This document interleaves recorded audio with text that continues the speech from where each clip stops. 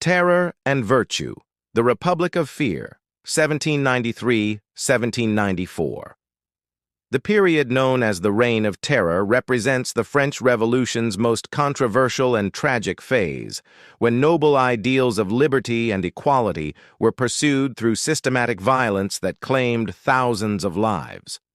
From September 1793 to July 1794, revolutionary France became a laboratory for political extremism, demonstrating how quickly democratic movements can degenerate into murderous tyranny when fear, ideology, and circumstance combine in explosive ways.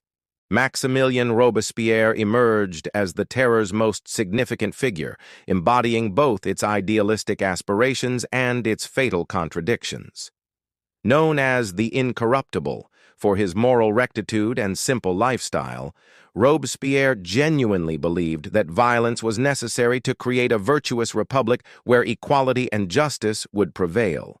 His speeches combined Enlightenment rationalism with religious fervor, presenting the revolution as a cosmic struggle between virtue and corruption that justified any means necessary for victory. Robespierre's political philosophy drew heavily from Jean-Jacques Rousseau's concept of the general will, the idea that true democracy required citizens to suppress their individual interests in favor of the common good. This theory provided intellectual justification for revolutionary dictatorship by arguing that opposition to revolutionary policies represented selfish corruption rather than legitimate disagreement. Those who opposed the revolution were not political opponents but enemies of virtue who threatened the entire democratic project. The Committee of Public Safety, established in April 1793, became the Terror's primary instrument. This 12-member body, dominated by Robespierre and his allies, wielded virtually unlimited power to defend the revolution against its enemies. Operating in secret and accountable to no one, the committee coordinated military campaigns, economic policy, and internal security with ruthless efficiency. Its very name revealed the revolutionary mentality that subordinated individual rights to collective security. The Revolutionary Tribunal transformed justice into an instrument of political terror. Established to try enemies of the revolution quickly and efficiently, the tribunal abandoned traditional legal protections in favor of revolutionary expediency. Defendants were presumed guilty, denied adequate legal representation, and convicted on the basis of political suspicion rather than criminal evidence. The court's proceedings became theatrical performances designed to demonstrate revolutionary virtue rather than determine guilt or innocence. The law of suspects, passed in September 1793, created a legal framework for mass persecution by defining counter-revolutionary activity so broadly that virtually anyone could be arrested. Suspects included not only active opponents of the revolution, but also those who showed insufficient enthusiasm for revolutionary policies, had relatives who emigrated, or were denounced by neighbors for suspicious behavior. This law created a climate of paranoia, where citizens lived in constant fear of denunciation. The guillotine became the Terror's most potent symbol, representing both revolutionary equality and the efficiency of revolutionary justice. Dr. Joseph Ignace Guillotin had proposed this device as a humane form of execution that would eliminate the torture and spectacle associated with traditional methods, while ensuring that all condemned criminals, regardless of social class, died in the same manner. The machine's mechanical precision seemed to embody Enlightenment rationality, yet its constant use created a culture of death that horrified observers. The execution of Marie Antoinette in October 1793 demonstrated how completely the revolution had abandoned restraint in pursuing its enemies. The Austrian-born queen, already unpopular for her foreign origins and alleged extravagance, was tried on charges of treason and conspiracy with enemy powers. Her dignified behavior during the trial and execution provided propaganda for counter-revolutionaries while revealing the revolution's willingness to kill even defenseless women who posed no real threat. The Girondins' destruction illustrated how the revolution consumed its own children with increasing ferocity. These moderate Republicans, who had initially supported the revolution and voted for war against European monarchies, were expelled from the convention and executed as enemies of the people when they opposed the radical policies of the Mountain faction. Their fate demonstrated that revolutionary purity required constant escalation, as yesterday's revolutionaries became today's traitors. The dechristianization campaign revealed the revolution's totalitarian aspirations to transform not just politics, but the entire basis of French culture. Revolutionary militants attempted to eradicate Christianity by closing churches, forcing priests to renounce their vows, and replacing Christian holidays with revolutionary festivals. The Cathedral of Notre Dame was converted into a temple of reason, while a new revolutionary calendar eliminated Sundays and Christian feast days in favor of decimal weeks and celebrations honoring Republican virtues. The cult of the Supreme Being, promoted by Robespierre in 1794, attempted to create a new civic religion that would unite French citizens around shared Republican values. Drawing inspiration from Rousseau's ideas about civil religion, this cult combined deistic theology with revolutionary politics, acknowledging a divine creator while rejecting traditional Christianity.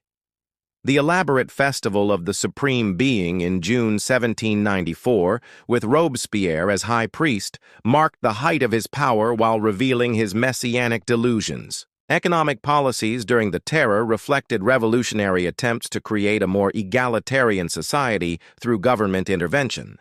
The maximum, which set price controls on essential goods, aimed to ensure that ordinary citizens could afford basic necessities despite wartime inflation. While popular with urban workers, these controls disrupted normal market mechanisms and created shortages that forced the government to rely increasingly on requisitions and force. The levée en masse, decreed in August 1793, mobilized the entire French population for war in ways that anticipated modern total war. All unmarried men between 18 and 25 were conscripted for military service, while married men manufactured weapons, women made clothes and tents, and children scraped bandages. This mass mobilization created armies larger than Europe had ever seen while demonstrating the revolution's ability to harness popular enthusiasm for military purposes. The Terror's provincial manifestations often exceeded Paris in their violence and extremism. In Lyon, which had rebelled against the convention, revolutionary forces led by Joseph Fouché conducted mass executions using cannon fire to kill multiple victims simultaneously. Toulon's recapture from royalist forces involved systematic destruction of buildings and executions of suspected collaborators. These regional terrors demonstrated how revolutionary violence spread throughout France, destroying traditional communities and relationships. The Vendée Rebellion created the Terror's most intense violence as revolutionary forces attempted to suppress a massive peasant uprising in western France. The strongly Catholic population of this region rejected the civil constitution of the clergy and rose in armed revolt against Republican authority. The government's response involved systematic destruction of villages, mass executions, and attempts to exterminate the region's population that historians have compared to genocide. Women's participation in revolutionary violence challenged traditional gender assumptions while revealing the Terror's egalitarian implications. The tricoteuses, knitting women, who attended executions, became symbols of revolutionary bloodthirst. Yet their presence demonstrated that the revolution had politicized previously excluded groups. Olympe de Gouges' execution for her political writings showed that revolutionary equality extended to punishment as well as rights. The Terror's cultural impact extended beyond immediate political effects to transform French intellectual and artistic life. Revolutionary festivals, songs, and symbols created new forms of political expression while suppressing traditional cultural forms associated with the old regime. The revolutionary calendar's attempt to restructure time itself revealed the revolution's ambition to control not just present politics, but historical memory and future consciousness. Scientific progress paradoxically continued despite the terror's anti-intellectual implications.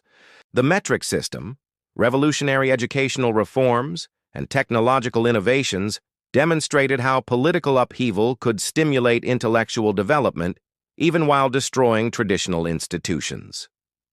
Yet the execution of prominent scientists, like Antoine Lavoisier, showed how easily revolutionary suspicion could turn against the very rationality that had inspired the revolution. The international impact of the terror created lasting European hostility to revolutionary principles while inspiring later democratic movements. European conservatives pointed to French violence as evidence that democracy inevitably led to anarchy and bloodshed, while later revolutionaries debated whether terror was necessary for successful democratic transformation. The terror's example would influence political movements for generations, providing both inspiration and warning about revolution's potential consequences. By the summer of 1794, the terror had achieved many of its immediate objectives. Foreign armies had been driven from French soil, internal rebellions had been crushed, and the revolution's enemies had been eliminated or intimidated into silence. Yet the very success of these policies made continued terror seem unnecessary, while the constant threat of denunciation and execution created widespread exhaustion with revolutionary extremism. The stage was set for a reaction that would destroy the terror's architects and transform the revolution once again. Thermidor and the Directory, Revolution's End and New Beginnings, 1794-1799. The fall of Robespierre on 9th at Thermidor Year 2, July 27, 1794, marked one of history's most dramatic reversals of fortune as the architect of the terror became its final major victim. This event, which contemporaries called the Thermidorian Reaction, ended the revolution's most radical phase and initiated a period of political experimentation that would ultimately prepare the way for Napoleon Bonaparte's rise to power. The conspiracy against Robespierre developed not from philosophical opposition to his policies, but from practical fear among his colleagues that they would be his next victims. By the summer of 1794, the terror had eliminated virtually all opposition to the revolution, making continued extreme measures appear unnecessary to many revolutionaries. More importantly, Robespierre's increasingly erratic behavior and messianic rhetoric convinced other members of the convention that he planned to establish a personal dictatorship. The immediate trigger for Robespierre's downfall came from his speech to the convention on 8 Thermidor, in which he delivered vague threats against unnamed enemies without specifying his targets. This calculated ambiguity, which had previously intimidated potential opponents, now backfired by convincing multiple factions that they were in danger. Joseph Fouché, Bertrand Barrère, and other prominent figures realized that their survival required Robespierre's immediate elimination. The dramatic events of 9 Thermidor unfolded with theatrical intensity worthy of the revolution itself. When Robespierre attempted to speak in the convention, he was shouted down by deputies crying, "Down with the tyrant!" His younger brother Augustin and close allies Saint-Just and Couthon were arrested alongside him, while the Paris Commune attempted unsuccessfully to organize popular support for their defense. The incorruptible, who had sent so many others to their deaths, found himself abandoned by the very people he claimed to represent. Shooting himself in the jaw but failing to die instantly, he lay wounded for hours before being carried to the guillotine the next day. His execution, along with 21 supporters, was greeted with celebration by Parisians who had grown weary of constant fear and bloodshed. The man who had embodied revolutionary virtue died without dignity, his broken jaw preventing him from delivering the final speech that might have explained his actions. The Thermidorian reaction brought immediate relief from the terror's worst excesses while creating new problems that would plague French politics for years. The convention dismantled the Revolutionary Tribunal, abolished price controls, and released thousands of suspects from prison. Yet this relaxation of government control unleashed forces that the revolutionaries struggled to contain, including economic instability, renewed religious conflict, and counter-revolutionary resurgence. The White Terror that followed Thermidor demonstrated how quickly victims could become victimizers in revolutionary politics. In southern France, royalist gangs murdered former Jacobins and their supporters, while returned émigrés sought revenge against those who had purchased their confiscated property. This cycle of retribution revealed that the revolution had created deep social divisions that could not be easily healed through political moderation. The Constitution of Year III, adopted in 1795, reflected the Thermidorians' determination to prevent both popular democracy and personal dictatorship. This document established the Directory, a 5-member executive chosen by the legislature, while creating a bicameral legislature elected through indirect suffrage limited to property owners. The new system aimed to create stable government controlled by the middle classes while excluding both the masses and the aristocracy from political participation. The Directory period, 1795-1799, represented an attempt to institutionalize revolutionary gains while abandoning revolutionary methods. The new regime faced enormous challenges: economic crisis caused by war and currency inflation, ongoing conflict with European coalitions, internal rebellion from both royalists and neo-Jacobins, and the fundamental problem of legitimacy in a society where all traditional sources of authority had been destroyed. Economic problems dominated Directory politics as the government struggled to finance ongoing wars while managing the collapse of revolutionary currency. The assignats, paper money backed by confiscated church and émigré property, had become virtually worthless through overprinting and lack of confidence. The resulting inflation devastated fixed incomes while enriching speculators and creating new social tensions between winners and losers in the revolutionary economy. The Directory's religious policy attempted to find a middle ground between revolutionary dechristianization and full restoration of Catholic authority. The separation of church and state was maintained, but religious practice was generally tolerated, provided it remained private. This compromise satisfied neither devout Catholics, who wanted full restoration of the Church's traditional role, nor convinced Republicans, who viewed any religious revival as counter-revolutionary. Military success provided the Directory's primary source of legitimacy while creating new problems for civilian authority. French armies, motivated by revolutionary ideology and reorganized through meritocratic promotion, achieved stunning victories against European coalitions. Yet these successes made successful generals into potential rivals for political power while encouraging territorial expansion that brought France into conflict with virtually every European power.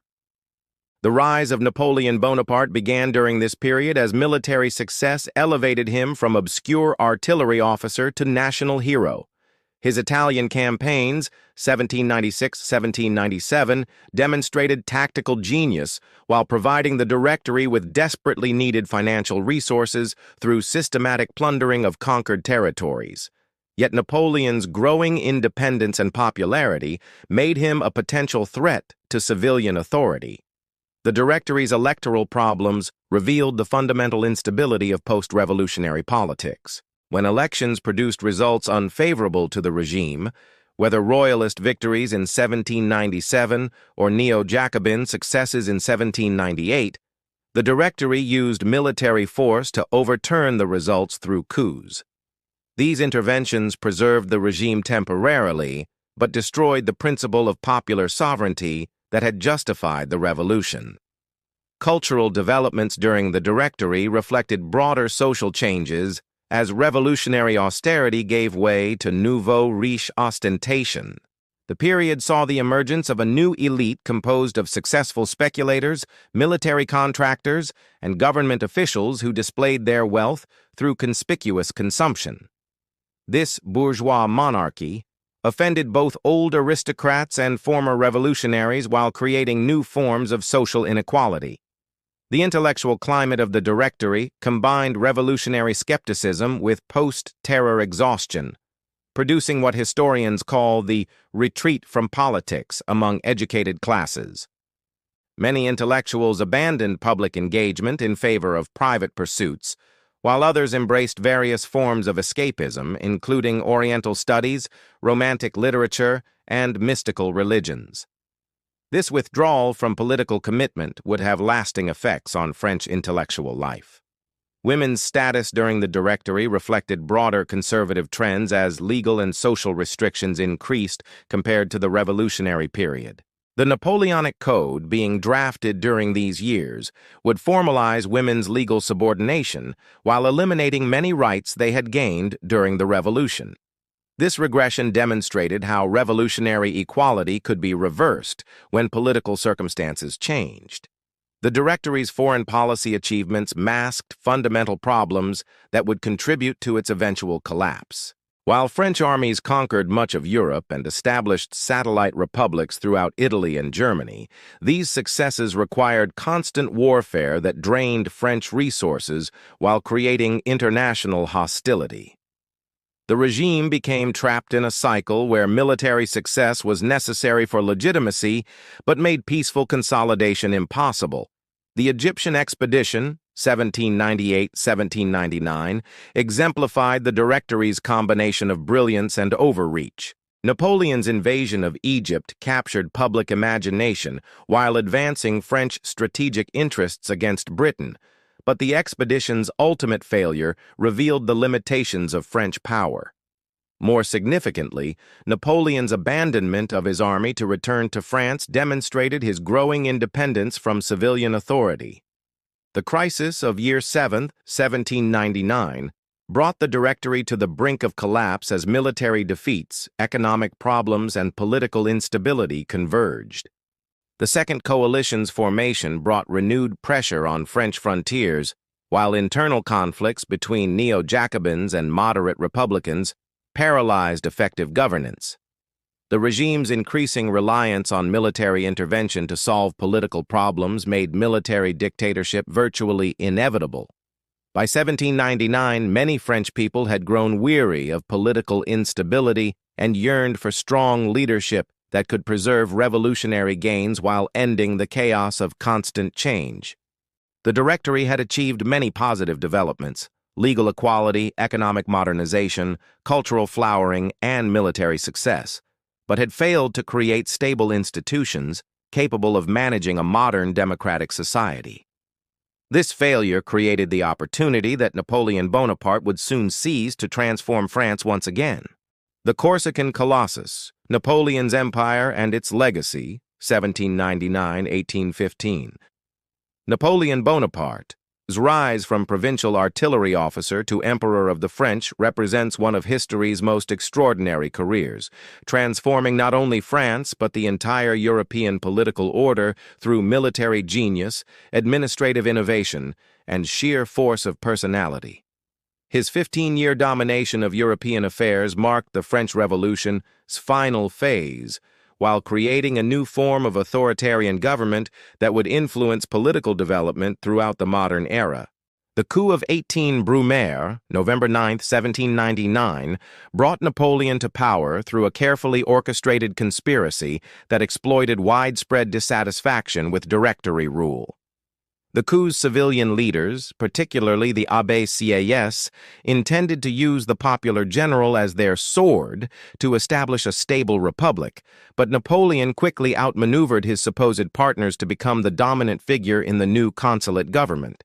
His appointment as first consul provided a seemingly legal framework for what was essentially military dictatorship. Napoleon's early policies demonstrated remarkable political skill in reconciling conflicting interests within French society. The Constitution of Year 8 created a facade of democratic institutions while concentrating real power in the first consul's hands. Napoleon preserved revolutionary principles like legal equality and careers open to talent while abandoning democratic practices like meaningful elections and press freedom.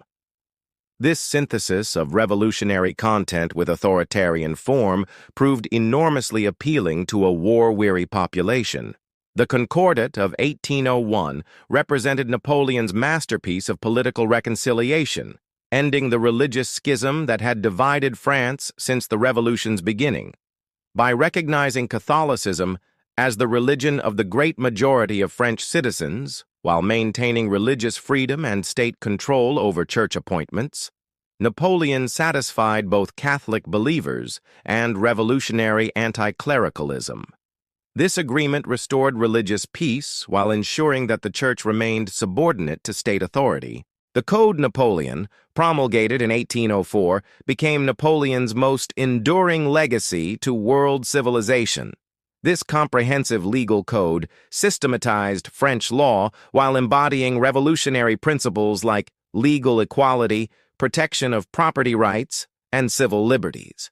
Yet the code also reflected conservative social values, particularly regarding women's rights and family authority. Its clarity and logical organization made it a model for legal systems throughout Europe and Latin America. Napoleon's transformation from first consul to emperor revealed his growing megalomania while demonstrating his genius for political theater. The coronation ceremony at Notre Dame Cathedral in December 1804, where Napoleon crowned himself in the presence of Pope Pius VII, symbolically claimed legitimacy from both revolutionary and traditional sources. By taking the crown from the Pope's hands and placing it on his own head, Napoleon asserted his independence from both divine right and popular sovereignty. The continental system represented Napoleon's most ambitious attempt to destroy British power through economic warfare. By prohibiting European trade with Britain, Napoleon hoped to ruin British commerce while forcing European submission to French hegemony. This policy demonstrated both the emperor's strategic vision and his fatal tendency toward overreach, as the system's enforcement required control over all European coastlines and ultimately led to the disastrous Russian campaign. Napoleon's military genius reached its peak during the campaigns of 1805-1807, when French armies achieved stunning victories against successive coalitions of European powers.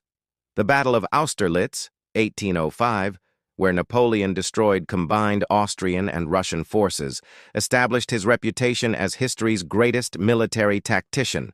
His ability to coordinate complex troop movements, exploit enemy weaknesses, and inspire soldiers through personal leadership created a new standard for military excellence. The administrative innovations of the Napoleonic period transformed France into a modern bureaucratic state while providing models for governmental organization throughout Europe.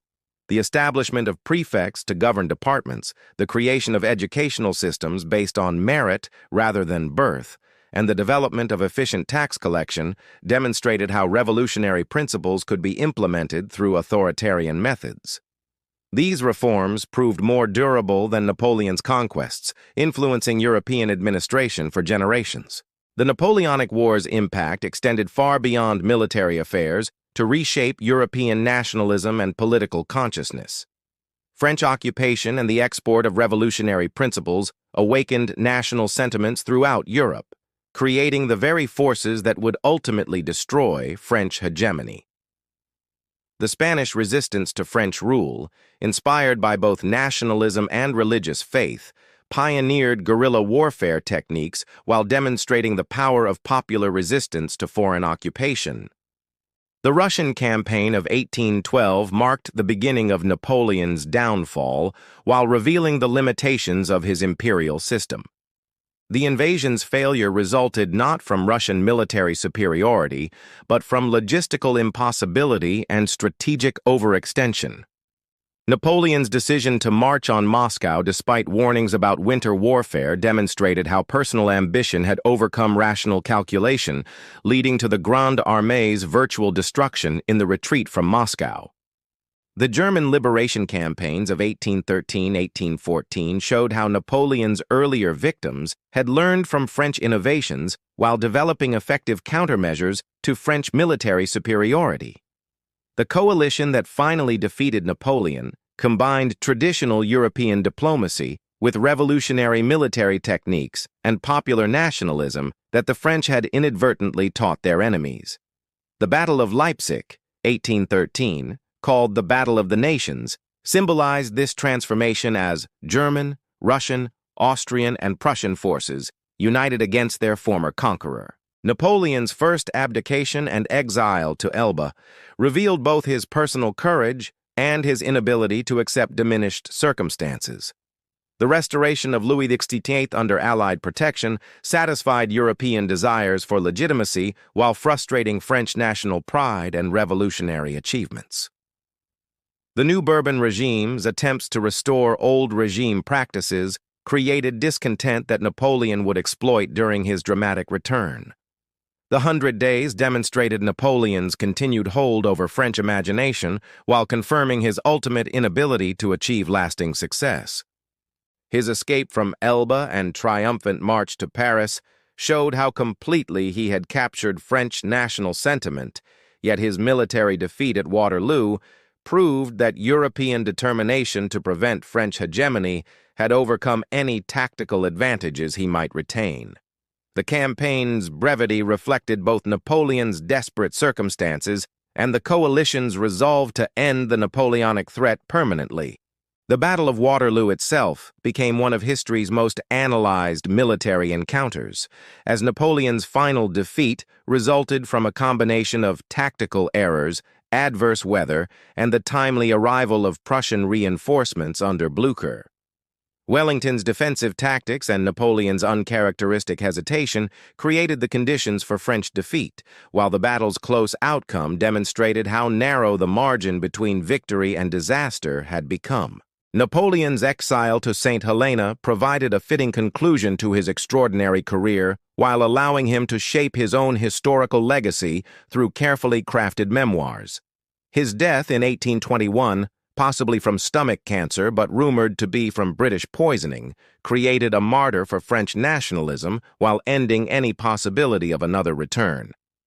The legend of Napoleon, carefully cultivated during his exile, would prove more influential than his actual achievements. The Napoleonic legacy transformed European civilization in ways that extended far beyond his political and military achievements. The principles of legal equality, bureaucratic efficiency, and careers open to talent became permanent features of modern European society, while nationalist movements inspired by resistance to French domination reshaped the continental political map. Napoleon had inadvertently created the forces that would dominate 19th-century European development. The empire's fall left France exhausted but transformed, with a population that had experienced both revolutionary democracy and efficient authoritarianism. The Napoleonic synthesis of revolutionary principles with traditional authority would influence French political development throughout the 19th century, as successive regimes attempted to recreate his combination of popular legitimacy with effective governance. The Napoleonic model would inspire authoritarian leaders throughout Europe and beyond, while demonstrating both the possibilities and limitations of enlightened despotism in the modern era. The Bourbon Restoration, Old Dynasty, New World, 1815-1830. The restoration of the Bourbon monarchy in 1815 represented one of history's most ambitious attempts to turn back the clock as Louis XVIII and his advisors sought to recreate the legitimacy of the old regime while accommodating the irreversible changes wrought by 25 years of revolution and empire. This delicate balancing act between tradition and modernity would define French politics for 15 years, ultimately proving that the forces unleashed by 1789 could not be contained within pre-revolutionary frameworks. Louis XVIII, who had spent 23 years in exile watching the destruction of everything his family had represented, returned to France with a sophisticated understanding of political reality that his executed brother had lacked. Unlike the émigré ultras who surrounded him, the new king recognized that complete restoration was impossible. Too much had changed for France to return to 1788. His charter of 1814 attempted to create a constitutional monarchy that preserved royal authority while acknowledging revolutionary achievements. The constitutional charter represented a masterpiece of political compromise that satisfied neither complete reactionaries nor convinced Republicans, but provided a workable framework for post-Napoleonic France. The document proclaimed that all authority emanated from the king, satisfying legitimist theory, while guaranteeing civil liberties, legal equality, and protection of property rights acquired during the Revolution. This synthesis of monarchical legitimacy with liberal principles created what historians call limited monarchy, a system that would influence constitutional development throughout Europe. The challenge of national reconciliation dominated Louis XIII's reign as he attempted to unite a society fractured by decades of revolution, terror, and war. The Charter, his promise to forget the past and heal divisions, faced enormous obstacles. Émigré nobles demanded restoration of their confiscated estates. Napoleonic veterans resented Bourbon neglect of their service, and the middle classes feared clerical influence over education and law. Creating unity from such diverse and often hostile groups required extraordinary political skill. The White Terror of 1815 to 1816 revealed the depth of social divisions that the Restoration inherited from the Revolutionary period. In southern France, returning émigrés and Catholic royalists launched attacks against former revolutionaries, Napoleonic officials, and Protestant minorities. While the government officially opposed such violence, local authorities often sympathized with the attackers, creating a climate of impunity that undermined royal claims to represent national reconciliation. The ultra-royalists, or ultras, emerged as the most significant threat to Restoration stability through their demands for complete counter-revolution. Led by the king's brother, the future Charles VI, this faction sought to restore the church's traditional privileges, return confiscated émigré property, and purge France of revolutionary influences. Their political program appealed to nobles who had suffered during the Revolution, but alienated the broader population that had benefited from revolutionary changes. Religious issues proved particularly divisive as the restored monarchy attempted to rebuild the church's influence while respecting the Concordat's provisions. The return of religious orders, expansion of clerical education, and efforts to restore church property created fears among liberals that France was returning to the old regime's clerical dominance. The Sacrilege Law of 1825, which imposed the death penalty for desecrating consecrated objects, symbolized these tensions while providing ammunition for anti-clerical opposition. Economic development during the Restoration reflected the broader European trend toward industrialization while revealing France as relative backwardness compared to Britain. The government promoted infrastructure development, particularly road and canal construction, while protective tariffs encouraged domestic manufacturing. Yet France remained predominantly agricultural, with traditional craft production dominating manufacturing rather than the factory system that was revolutionizing British industry. The rise of Romantic literature and art during this period provided cultural expression for the political tensions of Restoration society. Writers like Chateaubriand and Victor Hugo explored themes of exile, loss, and renewal that resonated with a generation that had experienced unprecedented historical upheaval. Romanticism's emphasis on emotion, individualism, and historical consciousness offered alternatives to both classical rationalism and revolutionary ideology. Liberal opposition to the Restoration coalesced around demands for expanded parliamentary government, press freedom, and reduction of clerical influence. The doctrinaires, led by intellectuals like Guizot and Royer-Collard, developed sophisticated theories of constitutional monarchy that sought to limit royal authority through parliamentary institutions. Their ideas influenced educated middle-class opinion while providing intellectual foundations for future liberal movements. The assassination of the Duke of Berry in 1820 marked a turning point toward more authoritarian policies as the government blamed liberal agitation for encouraging political violence. This event, which eliminated the last direct heir to the throne in the main Bourbon line, terrified royalists who saw it as evidence of continued revolutionary plotting. The resulting security measures restricted press freedom and electoral rights while strengthening police surveillance of suspected dissidents. Secret societies flourished during the Restoration as various opposition groups organized clandestine resistance to royal authority. The Carbonari, inspired by similar Italian organizations, attracted former Napoleonic officers and middle-class liberals who sought to overthrow the Bourbon regime through conspiracy and insurrection. While these societies remained small and ineffective, their existence demonstrated the persistence of revolutionary sentiment beneath the surface of apparent political stability.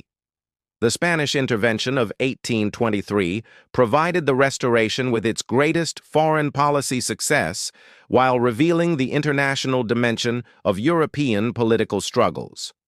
When liberal revolutionaries in Spain forced King Ferdinand VII to accept constitutional limitations, the Holy Alliance authorized French intervention to restore absolute monarchy. The successful French campaign demonstrated military competence while satisfying ultra demands for supporting traditional monarchy abroad. Economic difficulties in the 1820s created growing opposition to government policies among both workers and middle classes. Agricultural crises caused by poor harvests combined with industrial problems to create unemployment and social unrest. The government's free trade policies, influenced by liberal economic theory, failed to address these problems while appearing to favor British interests over French industry. The accession of Charles d'Aiguillon in 1824 brought to the throne a king whose political views had been formed before 1789 and who genuinely believed in the possibility of restoring the old regime. Unlike his pragmatic brother, Charles d'Aiguillon viewed the charter as a temporary expedient to be discarded when circumstances permitted. His coronation at Reims Cathedral, conducted according to medieval ritual, including the touching for scrofula, symbolized his commitment to traditional monarchy. The indemnification of émigrés in 1825 created a major political crisis that revealed the fundamental tensions within Restoration society. The law compensating nobles for revolutionary confiscations required issuing government bonds that reduced interest rates on government debt, effectively forcing current bondholders to subsidize former émigrés. This measure outraged middle-class investors while failing to satisfy émigré demands for complete restoration of their property. Educational conflicts intensified during Charles d'Aiguillon's reign, as clerical influence over schools expanded through the appointment of religious instructors and the suppression of liberal teachers. The Jesuits' return to France particularly alarmed liberal opinion, as this order was associated with ultramontane Catholicism and political reaction. University students and liberal intellectuals organized protests that kept educational issues at the center of political debate. The liberal electoral victories of 1827 and 1830 demonstrated growing opposition to royal policies while revealing the limitations of the Restoration's political system. Despite electoral laws that limited voting to wealthy property owners, liberal candidates won decisive majorities by appealing to middle-class fears of clerical reaction and economic nationalism. These victories created a constitutional crisis, as the king refused to accept opposition control of the Chamber of Deputies. Press censorship became increasingly severe as the government attempted to control public opinion through licensing requirements, security deposits, and prosecution of critical journalists. These measures backfired by creating sympathy for persecuted editors while demonstrating the regime's authoritarian tendencies. The press became a focal point for opposition activity as newspapers provided forums for criticizing government policies. The July Ordinances of 1830 represented Charles d'Aiguillon's final attempt to govern without parliamentary support through the exercise of royal prerogative. These decrees dissolved the newly elected chamber, restricted press freedom further, and modified electoral laws to reduce middle-class representation. By essentially abolishing constitutional government, the king precipitated the crisis that would destroy his dynasty. The economic recession of 1829 to 1830 created conditions favorable to revolutionary outbreak as unemployment and business failures generated widespread discontent. Poor harvests raised food prices, while industrial stagnation reduced employment opportunities for urban workers. This combination of middle-class political opposition with popular economic grievances created the volatile situation that would explode in July 1830. The July Revolution that ended the Bourbon Restoration demonstrated both the vitality of revolutionary tradition in France and the emergence of new forms of political organization. Unlike 1789, the 1830 revolution was brief, focused, and controlled by middle-class leaders who sought limited political change rather than social transformation. Yet the event proved that the principles of 1789 remained powerful forces in French society, capable of overthrowing governments that violated constitutional limitations. The July Monarchy, Bourgeois King and Liberal Experiment, 1830–1848. The July Revolution of 1830 brought to power a new form of monarchy that attempted to reconcile royal legitimacy with liberal constitutionalism through the person of Louis Philippe, the citizen king who symbolized middle-class values and constitutional government. For 18 years, this experiment in bourgeois monarchy would dominate French politics, creating unprecedented prosperity for some while generating new forms of social conflict that would ultimately lead to its revolutionary overthrow. The 3 glorious days of July 27–29, 1830 revealed both the power of popular insurrection and the importance of middle-class leadership in revolutionary success. When Charles Vecchus's July ordinances triggered street protests in Paris, liberal politicians and journalists initially hesitated to support violent resistance. However, the courage of ordinary Parisians who built barricades and fought royal troops forced the opposition to choose between revolution and irrelevance. The symbolic participation of students, workers, and bourgeois National Guardsmen created a cross-class alliance that made victory possible. Louis Philippe's accession represented a carefully orchestrated compromise between republican revolution and monarchical legitimacy. The Duke of Orleans, who had supported the revolution of 1789 and whose father had voted for Louis XVI's execution, possessed impeccable liberal credentials while maintaining royal blood. The Chamber of Deputies' decision to offer him the crown, by the grace of God, and the will of the nation created a new form of legitimacy that combined traditional and popular sovereignty. The revised Charter of 1830 embodied liberal constitutional principles while preserving monarchical government in a form that satisfied middle-class demands for political participation. The new constitution eliminated press censorship, expanded the electorate slightly, and established the principle that royal authority derived from the nation rather than divine right. Yet the system remained limited, as property requirements restricted voting to approximately 200,000 wealthy citizens out of a population of over 30 million. Economic transformation during the July monarchy reflected France's gradual evolution toward industrial capitalism while revealing the social tensions that accompanied modernization. Railroad construction, beginning in earnest during the 1840s, revolutionized transportation and communication while creating new opportunities for investment and speculation. The banking system expanded dramatically, with institutions like the Rothschild Bank financing industrial development and government operations.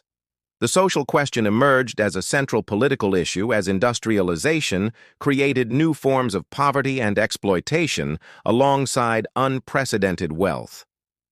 In growing industrial centers like Lyon, Lille, and Saint-Étienne, factory workers endured long hours, dangerous conditions, and subsistence wages while entrepreneurs accumulated fortunes.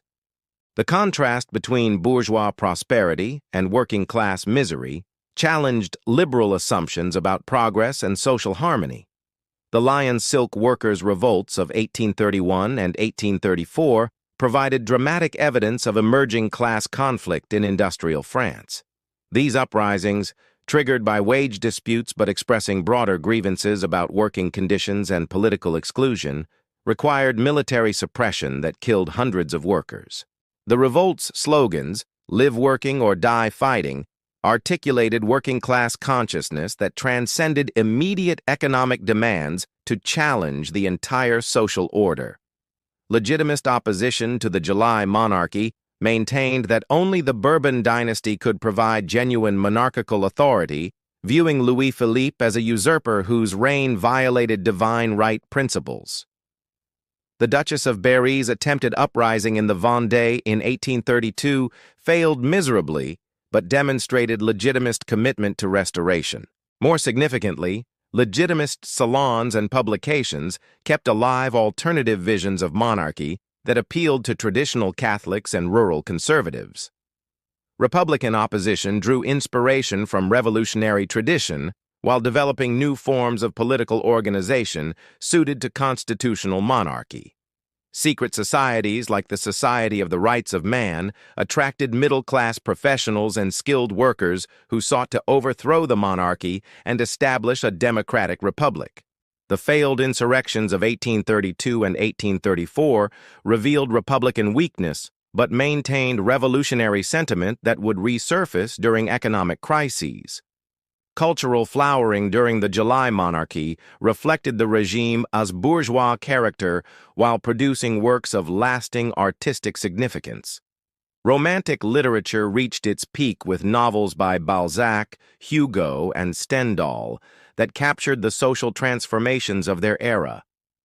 The visual arts flourished as middle-class prosperity created new markets for painting and sculpture, while the development of lithography made artistic works accessible to broader audiences. Foreign policy under Louis-Philippe attempted to balance French national interests with European stability, avoiding the military adventures that had characterized previous regimes. The king's peace policy emphasized commercial expansion and colonial development rather than European territorial acquisition. The conquest of Algeria, beginning in 1830, provided compensation for France's reduced European influence while creating a vast colonial empire that would shape French identity for over a century. The Algerian conquest revealed both the opportunities and contradictions of French imperialism during this period. Military campaigns against Abd el-Kader's resistance movement demonstrated French technological superiority while requiring brutal methods that violated liberal principles applied within France.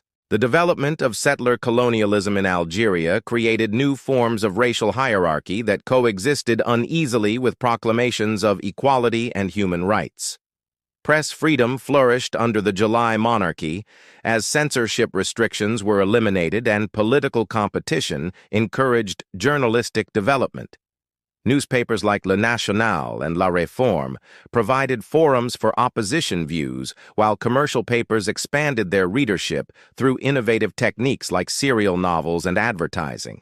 The growth of provincial press created national political communication networks that transformed the nature of French political life. Educational expansion reflected both liberal commitment to enlightenment and practical needs for skilled workers in an industrializing economy. The Guizot Law of 1833 required every commune to maintain a primary school, dramatically increasing literacy rates and creating a more informed citizenry. Secondary and higher education remained restricted to the wealthy, however, creating educational hierarchies that reinforced social divisions. Religious questions continued to divide French society as the Catholic Church attempted to rebuild its influence while maintaining the Concordat's limitations. The growth of Catholic schools and religious orders alarmed anti-clerical liberals who feared clerical control over education and politics. Conflicts over religious instruction and ecclesiastical appointments kept church-state relations contentious throughout the period. Financial scandals during the 1840s exposed the corruption that accompanied rapid economic development while undermining public confidence in the regime. The most significant scandal involved government ministers who used insider information about railroad concessions for personal profit. These revelations reinforced Republican criticisms that the July monarchy served wealthy interests rather than the general good. The emergence of socialism as a political force reflected growing working-class consciousness and intellectual critiques of industrial capitalism. Thinkers like Pierre-Joseph Proudhon, who declared that property is theft, and Louis Blanc, who advocated the right to work, developed systematic alternatives to liberal economic theory. Socialist ideas gained influence among skilled workers and middle-class intellectuals who witnessed capitalism's social costs. Electoral corruption became increasingly systematic as the government used patronage, pressure, and outright bribery to maintain parliamentary majorities.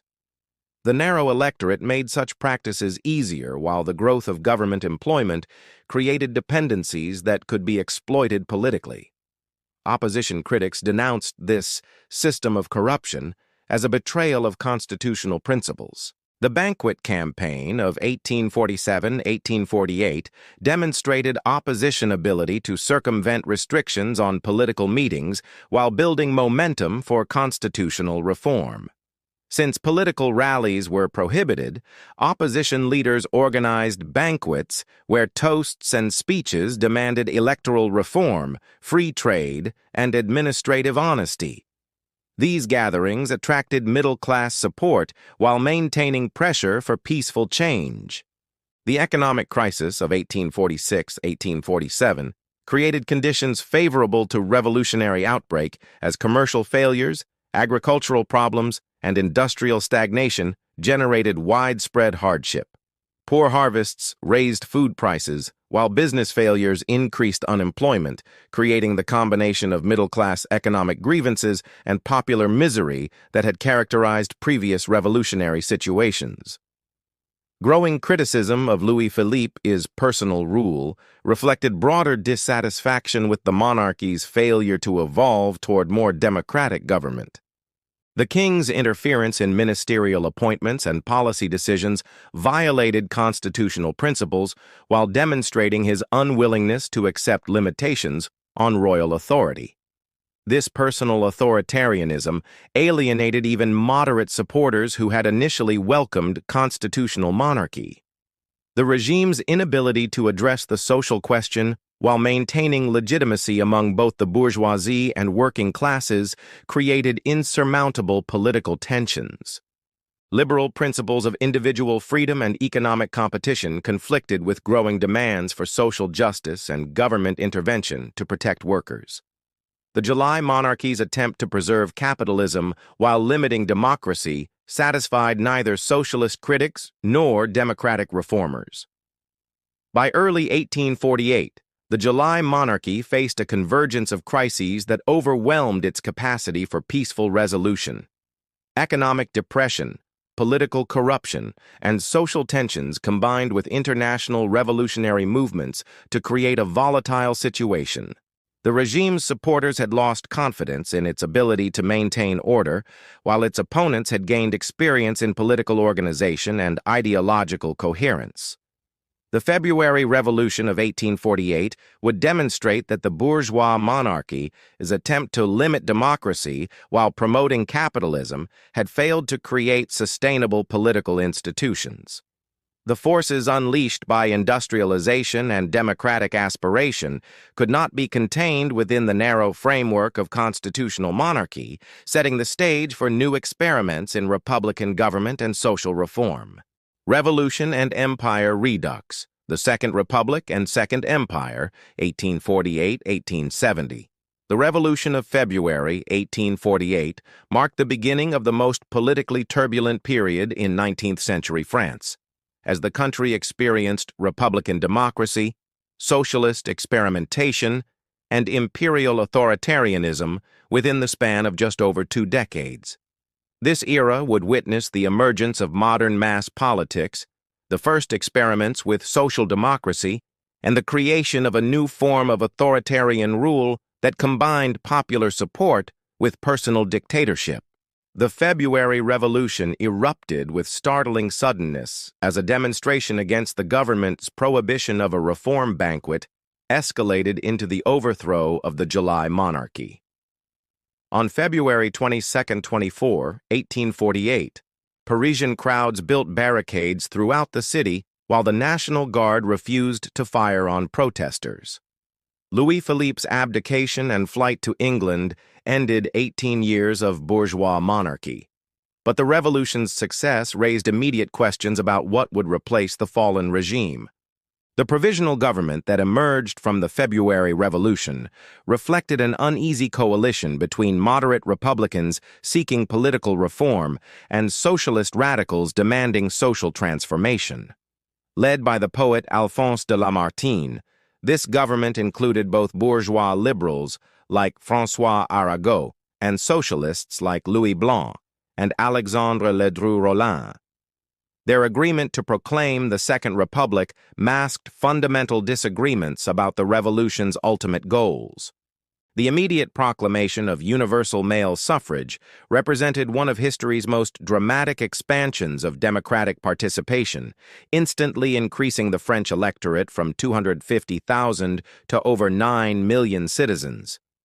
This revolutionary change reflected Republican commitment to popular sovereignty while creating unprecedented challenges for political organization and voter education. The decision to extend voting rights to all adult males, including peasants with no previous political experience, would have profound consequences for French political development. The national workshops established by the provisional government embodied socialist hopes for using state power to address unemployment and social inequality. Inspired by Louis Blanc's theories about the right to work, these workshops were intended to provide guaranteed employment for unemployed workers while demonstrating alternatives to capitalist exploitation. However, the workshops' inadequate funding and conservative administration turned them into little more than public relief programs. The April 1848 elections for the Constituent Assembly revealed the gap between Parisian radicalism and provincial conservatism that would dominate Second Republic politics. While Paris had made the revolution and proclaimed socialist principles, rural France voted overwhelmingly for moderate Republicans and conservatives who opposed radical social change. The Assembly's conservative majority reflected peasant fears of urban radicalism and taxation to fund social programs. The June Days Uprising of 1848 marked the Second Republic's most traumatic moment as desperate workers fought against the government's decision to close the national workshops. From June 23–26, working-class Parisians built barricades and battled against the Army and National Guard in some of the most violent urban combat in French history. The government's victory required General Cavaignac to use artillery against working-class neighborhoods, killing over 2,500 insurgents and deporting thousands more to Algeria. The June Days' brutal suppression created lasting divisions within the Republican movement while demonstrating the limits of bourgeois democracy when confronted with social revolution. The middle classes, terrified by working-class violence and socialist rhetoric, abandoned their earlier sympathy for social reform in favor of order and property protection. This fear of the Red Spectre would influence French politics for generations, making social democracy appear threatening to bourgeois interests.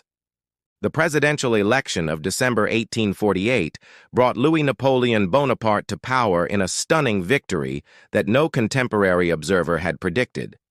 The nephew of Napoleon I, who had previously been considered a somewhat ridiculous pretender, won over 75% of the vote by appealing to peasant nostalgia for imperial glory, middle-class desires for order, and working-class hopes for social progress.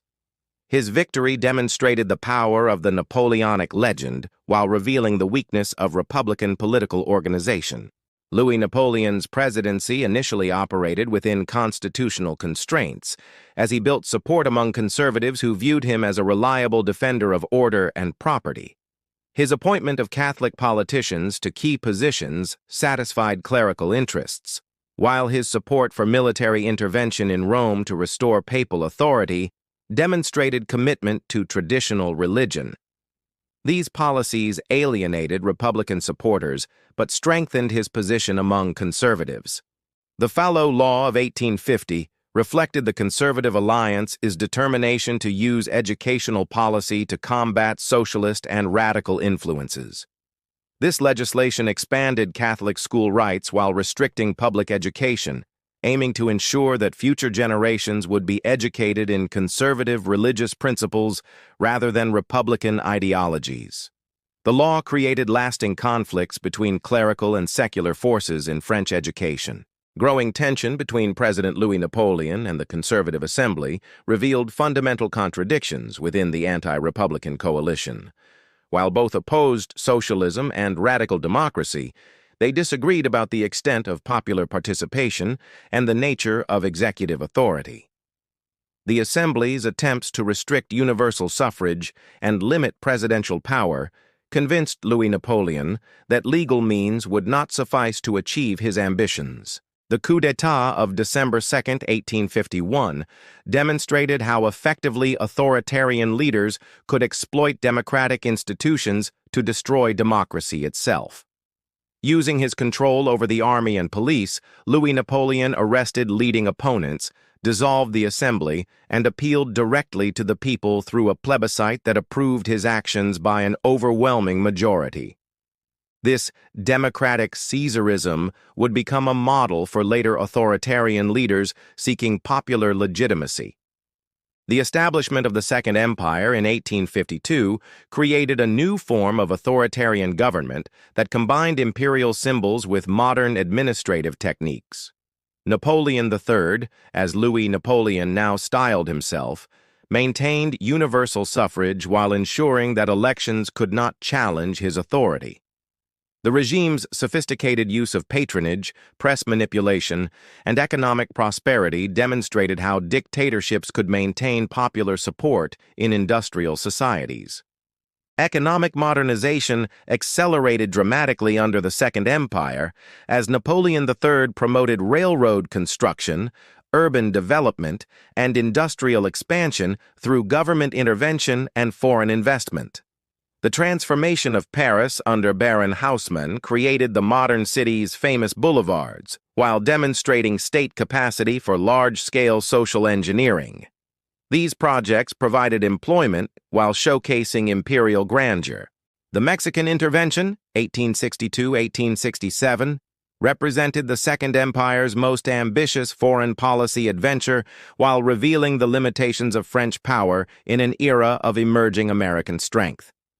Napoleon III's attempt to establish Archduke Maximilian as Emperor of Mexico aimed to create a French sphere of influence in Latin America while satisfying Catholic desires to protect Mexican Christianity. The intervention's failure and Maximilian's execution humiliated the regime while demonstrating the risks of imperial overextension. Liberal opposition to the Second Empire gradually coalesced around demands for parliamentary government, press freedom, and civil liberties that recalled Republican traditions while accepting imperial institutions. The regime's gradual liberalization during the 1860s reflected both opposition pressure and Napoleon III's recognition that economic modernization required political adaptation. The liberal empire attempted to combine authoritarian efficiency with constitutional safeguards. The emergence of organized labor movements during the Second Empire reflected industrialization as social consequences while challenging both imperial authority and liberal economic theory. The right to strike, granted in 1864, encouraged working-class organization while creating new forms of social conflict. The International Working Men's Association's growth in France connected French workers with European socialist movements. Foreign policy disasters in the late 1860s undermined the Second Empire's prestige while revealing the regime's diplomatic isolation. The failure to prevent Prussian unification of Germany represented a major strategic defeat, while the Italian question's complications damaged relations with both Catholics and liberals. Napoleon III's declining health and indecisive leadership compounded these problems by creating uncertainty about imperial succession. The Franco-Prussian War's outbreak in July 1870 resulted from the Second Empire's desperate attempt to restore its prestige through military victory against Prussia. The immediate cause, Prussian candidate for the Spanish throne, provided a pretext for war that Napoleon III hoped would unite French opinion behind the regime. However, French diplomatic blunders and military unpreparedness created conditions for disaster rather than triumph. The war's early disasters, culminating in Napoleon III's capture at Sedan on September 2, 1870, demonstrated the Second Empire's fundamental weakness despite its apparent strength. French military organization proved inferior to Prussian efficiency, while diplomatic isolation left France without allies against the German coalition. The emperor's personal surrender symbolized the regime's collapse and opened the way for Republican restoration. The proclamation of the Third Republic on September 4, 1870, occurred amid national catastrophe as German armies approached Paris and the imperial government disintegrated. The government of national defense, led by figures like Léon Gambetta and Jules Favre, faced the impossible task of organizing resistance while maintaining domestic order. Their republican legitimacy derived from revolutionary tradition rather than electoral mandate, creating immediate questions about popular support. The Siege of Paris, September 1870–January 1871, became a symbol of French resistance while revealing the social tensions that would soon explode in civil war. As food shortages intensified and German bombardment increased, class divisions sharpened between wealthy districts that could purchase expensive food and working-class areas where starvation became common. The siege's hardships created revolutionary conditions that peaceful surrender could not resolve. The Second Empire's legacy combined significant achievements in economic modernization and urban development, with ultimate failure to create sustainable political institutions.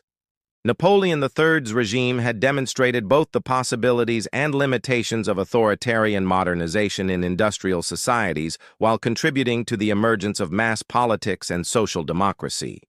Its collapse would create opportunities for more democratic experiments while leaving unresolved the tensions between political liberty and social equality that had characterized 19th-century French politics. Fire and blood. The Franco-Prussian War and Paris Commune, 1870–1871. The Franco-Prussian War and Paris Commune of 1870–1871 marked one of the most traumatic periods in French history as military defeat, national humiliation, and civil war combined to transform France's political landscape while foreshadowing the conflicts that would devastate Europe in the 20th century. These events demonstrated how quickly modern warfare could destroy established powers while revealing the revolutionary potential that lay beneath the surface of industrial society. The war's origins lay in Prussian Chancellor Otto von Bismarck's masterful manipulation of French fears about German unification, as he sought a conflict that would unite the German states against a common enemy while isolating France diplomatically. The Hohenzollern candidacy crisis provided the perfect pretext, as Bismarck's editing of the Ems dispatch made it appear that the Prussian king had insulted the French ambassador, creating a diplomatic incident that made war virtually inevitable.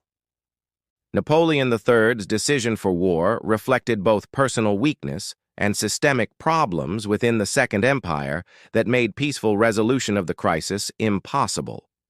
The emperor's declining health, combined with pressure from his wife Eugénie and War Minister Leboeuf, overcame his natural caution and led to a declaration of war that proved catastrophic.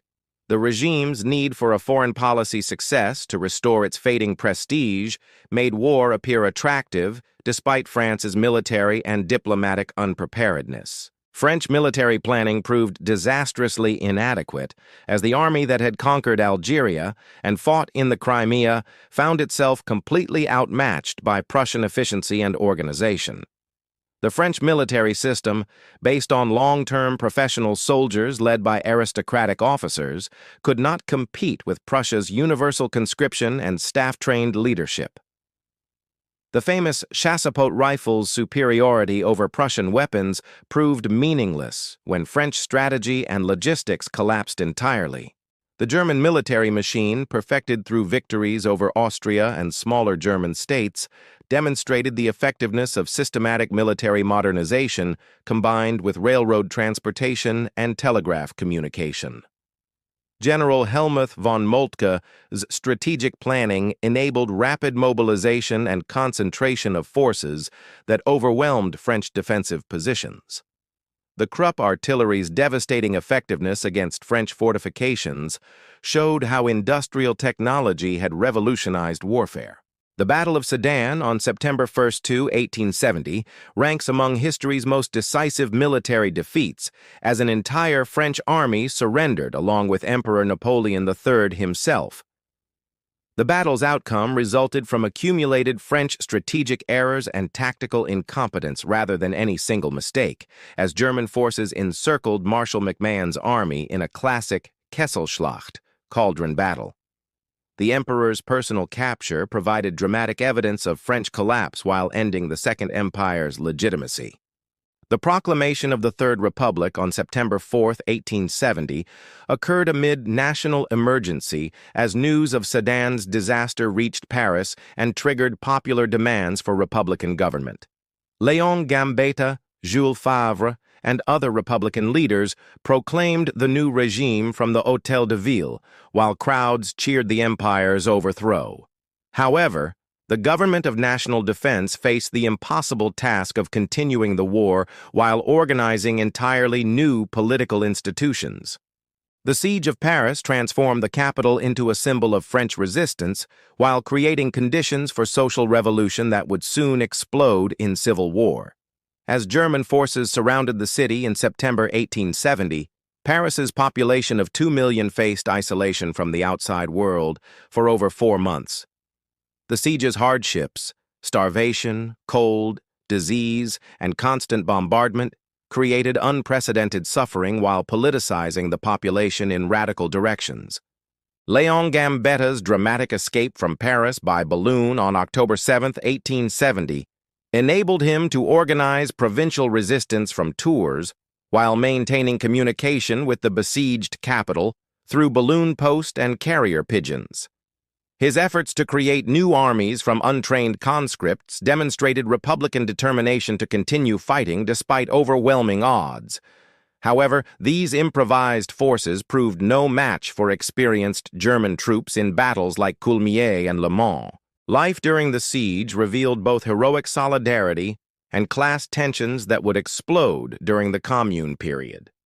While wealthy Parisians could purchase expensive food from black market sources, working-class families survived on government rations that provided barely enough calories to sustain life. The famous consumption of animals from the zoo, including elephants and exotic birds, became symbols of Parisian suffering while highlighting social inequalities in resource distribution. The National Guard's expansion during the siege created an armed popular force that would play a crucial role in subsequent events.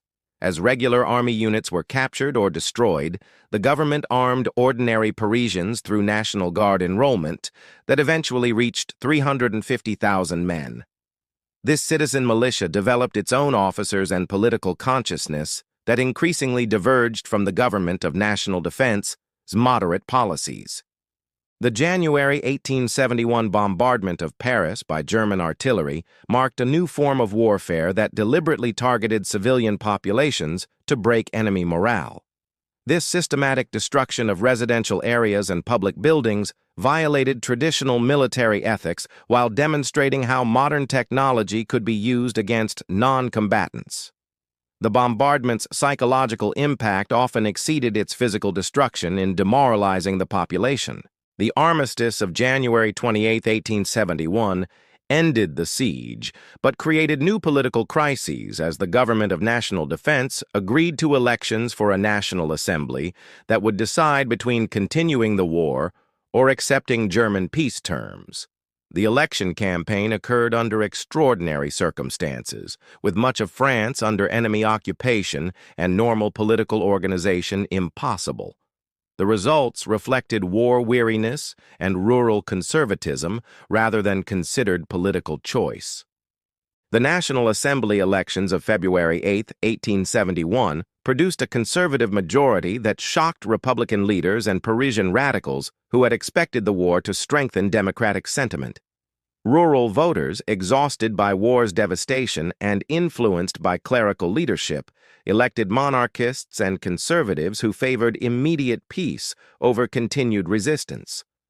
This assembly, meeting in Bordeaux, represented France outside Paris rather than the capital's revolutionary traditions.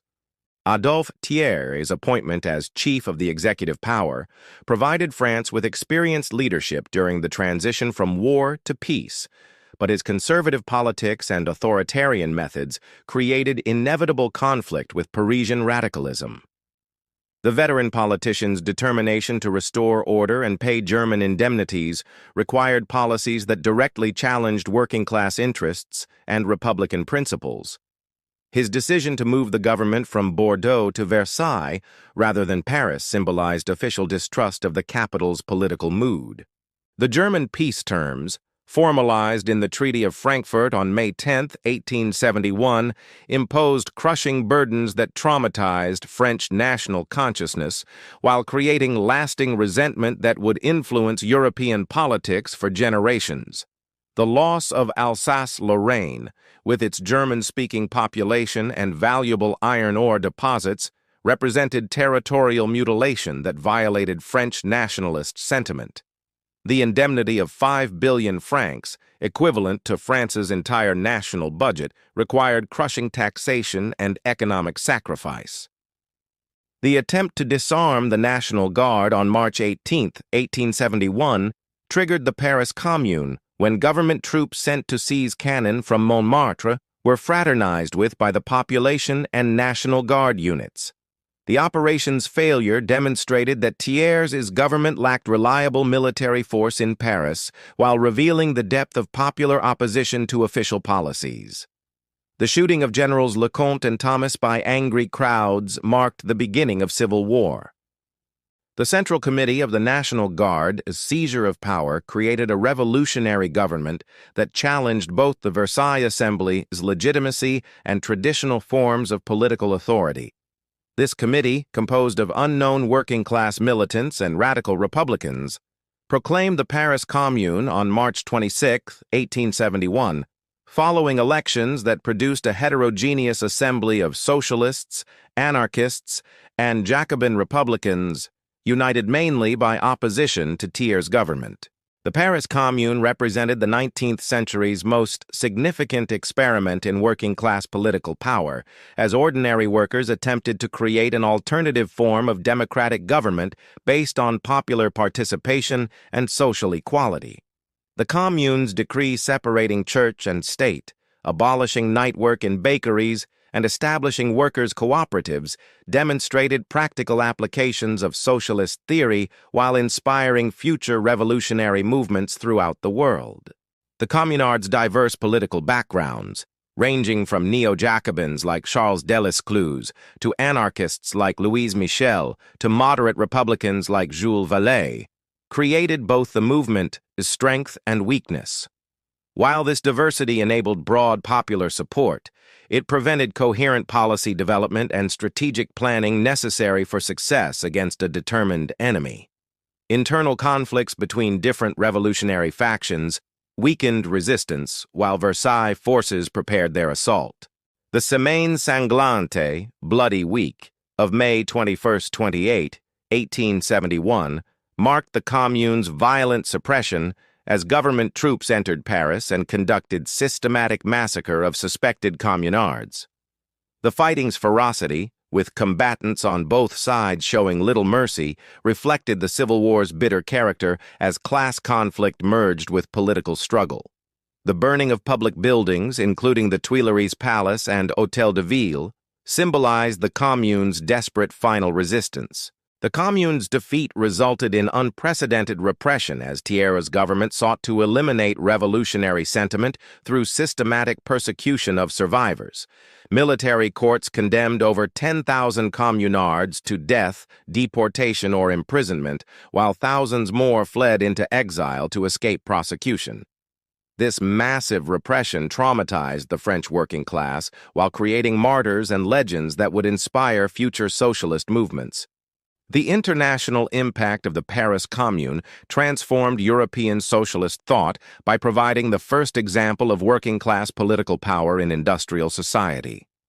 Karl Marx's analysis of the Commune as the dictatorship of the proletariat influenced revolutionary strategy throughout Europe, while conservative fear of the Red Spectre encouraged repressive policies against socialist organizations. The Commune became a foundational myth for both socialist movements and conservative reaction throughout the late 19th century.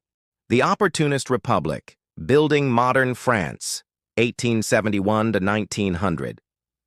The early Third Republic emerged from the ashes of military defeat and civil war to become the longest-lasting regime in modern French history, surviving for 70 years through a combination of pragmatic politics, economic modernization, and gradual democratization that transformed France into a fully modern nation.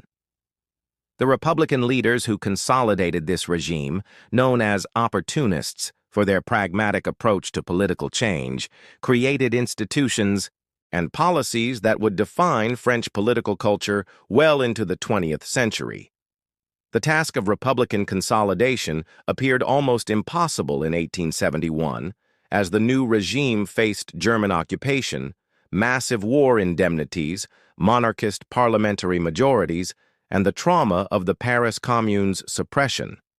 Yet the Republic's survival depended precisely on this apparent weakness, as monarchist divisions between legitimist supporters of the Bourbon Pretender and Orleanist followers of the July monarchy prevented effective counter-revolutionary action. The Republicans' patient maneuvering exploited these divisions while gradually building popular support for democratic institutions. Adolphe Thiers' presidency, 1871-1873, provided crucial transition leadership as the veteran statesman restored French international standing while paying off German indemnities ahead of schedule. His successful negotiation of early German withdrawal from French territory and restoration of national credit demonstrated Republican competence in international affairs. However, Thiers' growing sympathy for Republican institutions alarmed conservative supporters, leading to his replacement by Marshal MacMahon in a monarchist coup attempt. The Moral Order period, 1873-1877, under President MacMahon, represented the last serious attempt to restore monarchy in France, as conservative Catholics and legitimist nobles sought to create conditions for royal restoration through moral and religious regeneration. The construction of Sacré-Cœur Basilica as national penance for France's sins symbolized this movement, while administrative purges and clerical influence over education aimed to undo secular Republican policies. Yet these efforts backfired by convincing moderate Republicans that monarchist restoration threatened liberal institutions.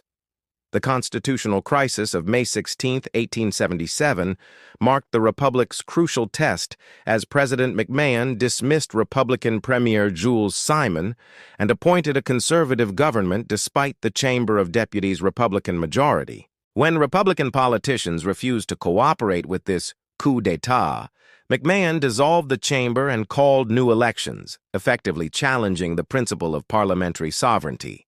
The Republican electoral victory that followed established the precedent that presidents must accept parliamentary majorities regardless of personal preferences. Léon Gambetta emerged as the Third Republic's most charismatic leader, embodying the regime's democratic aspirations while demonstrating the political skills necessary for Republican consolidation. His famous Belleville program of 1869 had outlined comprehensive democratic reforms, including universal suffrage, press freedom, separation of church and state, and free public education. As leader of the Republican left, Gambetta attracted popular support while moderating his positions to reassure middle-class voters fearful of social revolution. The Republican educational program represented the regime's most systematic attempt to create loyal citizens through secular schooling that would replace Catholic influence with democratic values. Jules Ferry's education laws of the 1880s established free, compulsory, and secular primary education while training a generation of teachers dedicated to Republican principles. The famous Black Hussars of the Republic, lay teachers who replaced religious instructors in village schools, became agents of national integration and democratic socialization. The Ferry Law's anti-clerical provisions created lasting conflict between Republican and Catholic France that would influence political alignments for generations. The prohibition of religious instruction in public schools, along with the dissolution of unauthorized religious congregations, represented systematic efforts to reduce clerical influence over French society. While these measures strengthened Republican institutions, they also alienated Catholic populations and created the Catholic-secular divide that dominated French politics into the 20th century. Colonial expansion under the Third Republic provided compensation for European territorial losses while demonstrating France's continued great power status. The acquisition of Tunisia, 1881, Madagascar, 1896, and vast territories in West and Central Africa created the world as second-largest colonial empire while generating new sources of wealth and prestige. Jules Ferry's advocacy of imperial expansion as a civilizing mission reflected Republican confidence in French cultural superiority and universal values. The Panama Scandal of 1889-1893 revealed the corruption that accompanied rapid economic development while threatening Republican legitimacy through revelations of parliamentary bribery and financial manipulation. The Ferdinand de Lesseps Company's bankruptcy exposed systematic fraud that implicated numerous politicians and financiers, creating public cynicism about Republican honesty. The scandal's anti-Semitic dimensions, particularly attacks on Jewish financiers, foreshadowed the toxic nationalism that would soon threaten Republican institutions. The Boulanger Crisis, 1886-1889, demonstrated the fragility of Republican institutions when confronted with popular authoritarianism, as General Georges Boulanger's charismatic leadership attracted support from diverse groups united mainly by opposition to parliamentary government. The man on horseback combined military prestige with populist rhetoric about constitutional revision and revenge against Germany, creating a mass movement that transcended traditional political divisions. His dramatic flight from France when faced with arrest prevented a potential coup while revealing Republican vulnerability to demagogic appeals. Economic transformation during the early Third Republic reflected France's gradual adaptation to industrial capitalism while maintaining distinctive characteristics that differentiated French development from British or German models. The prevalence of small-scale production, family enterprises, and artisanal traditions created a more gradual transition to industrial society that preserved social stability while limiting economic dynamization.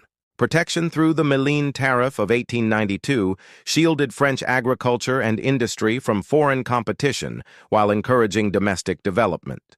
The rise of organized socialism challenged Republican assumptions about social harmony while creating new forms of political organization based on class rather than ideology. The formation of the French Workers' Party in 1879 by Jules Guesde introduced Marxist analysis to French politics, while Fernand Pelloutier's revolutionary syndicalism offered anarchist alternatives to parliamentary socialism. These movements attracted growing working-class support while frightening middle-class Republicans who feared social revolution. Cultural developments during this period reflected the Republic's commitment to secularization and modernization while producing artistic achievements that enhanced French international prestige. The Impressionist movement revolutionized painting through innovations in technique and subject matter that captured modern urban life, while literary naturalism explored social problems with unprecedented realism. The reconstruction of Paris continued under Republican governments, creating the modern cityscape that became synonymous with French civilization. The Dreyfus Affair's emergence in 1894 created the most serious crisis of the Third Republic's early decades, as the false conviction of Jewish Army Captain Alfred Dreyfus for treason exposed deep divisions within French society about justice, nationalism, and Republican values.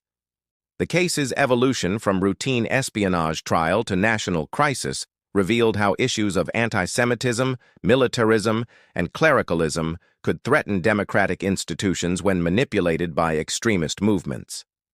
Scientific and technological progress during this period demonstrated France's continued intellectual leadership while contributing to national prestige and economic development. The work of Louis Pasteur in bacteriology, Pierre and Marie Curie in radioactivity, and Henri Becquerel in atomic physics established France as a center of scientific innovation.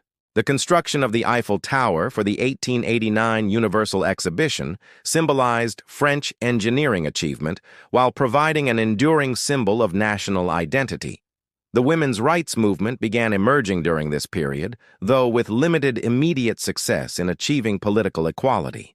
While Republican ideology emphasized individual rights and democratic participation, its application remained restricted to male citizens despite growing feminist organization. The exclusion of women from political participation represented one of the Republic's most significant contradictions between democratic theory and practice. International relations during the 1880s and 1890s reflected France's gradual emergence from diplomatic isolation following the Franco-Prussian War defeat. The Franco-Russian alliance of 1894 provided security against German power while enabling French colonial expansion through reduced European tensions. However, growing international rivalry and the arms race created ominous signs of future conflict that would test Republican institutions more severely than any previous challenge. The Third Republic's survival and consolidation by 1900 represented a remarkable achievement considering the enormous obstacles faced during its first 3 decades. Republican institutions had proven capable of managing economic modernization, colonial expansion, and social change while maintaining democratic practices and civil liberties. Yet the regime's stability depended on continued economic prosperity and international peace, conditions that would soon face unprecedented challenges in the new century. The Belle Époque and the Great War, Glory and Catastrophe, 1900–1918. The opening years of the 20th century found France at the pinnacle of cultural achievement and international prestige, entering what would later be remembered as the Belle Époque, a golden age of artistic innovation, scientific discovery, and civilizational confidence that masked growing tensions leading toward unprecedented catastrophe.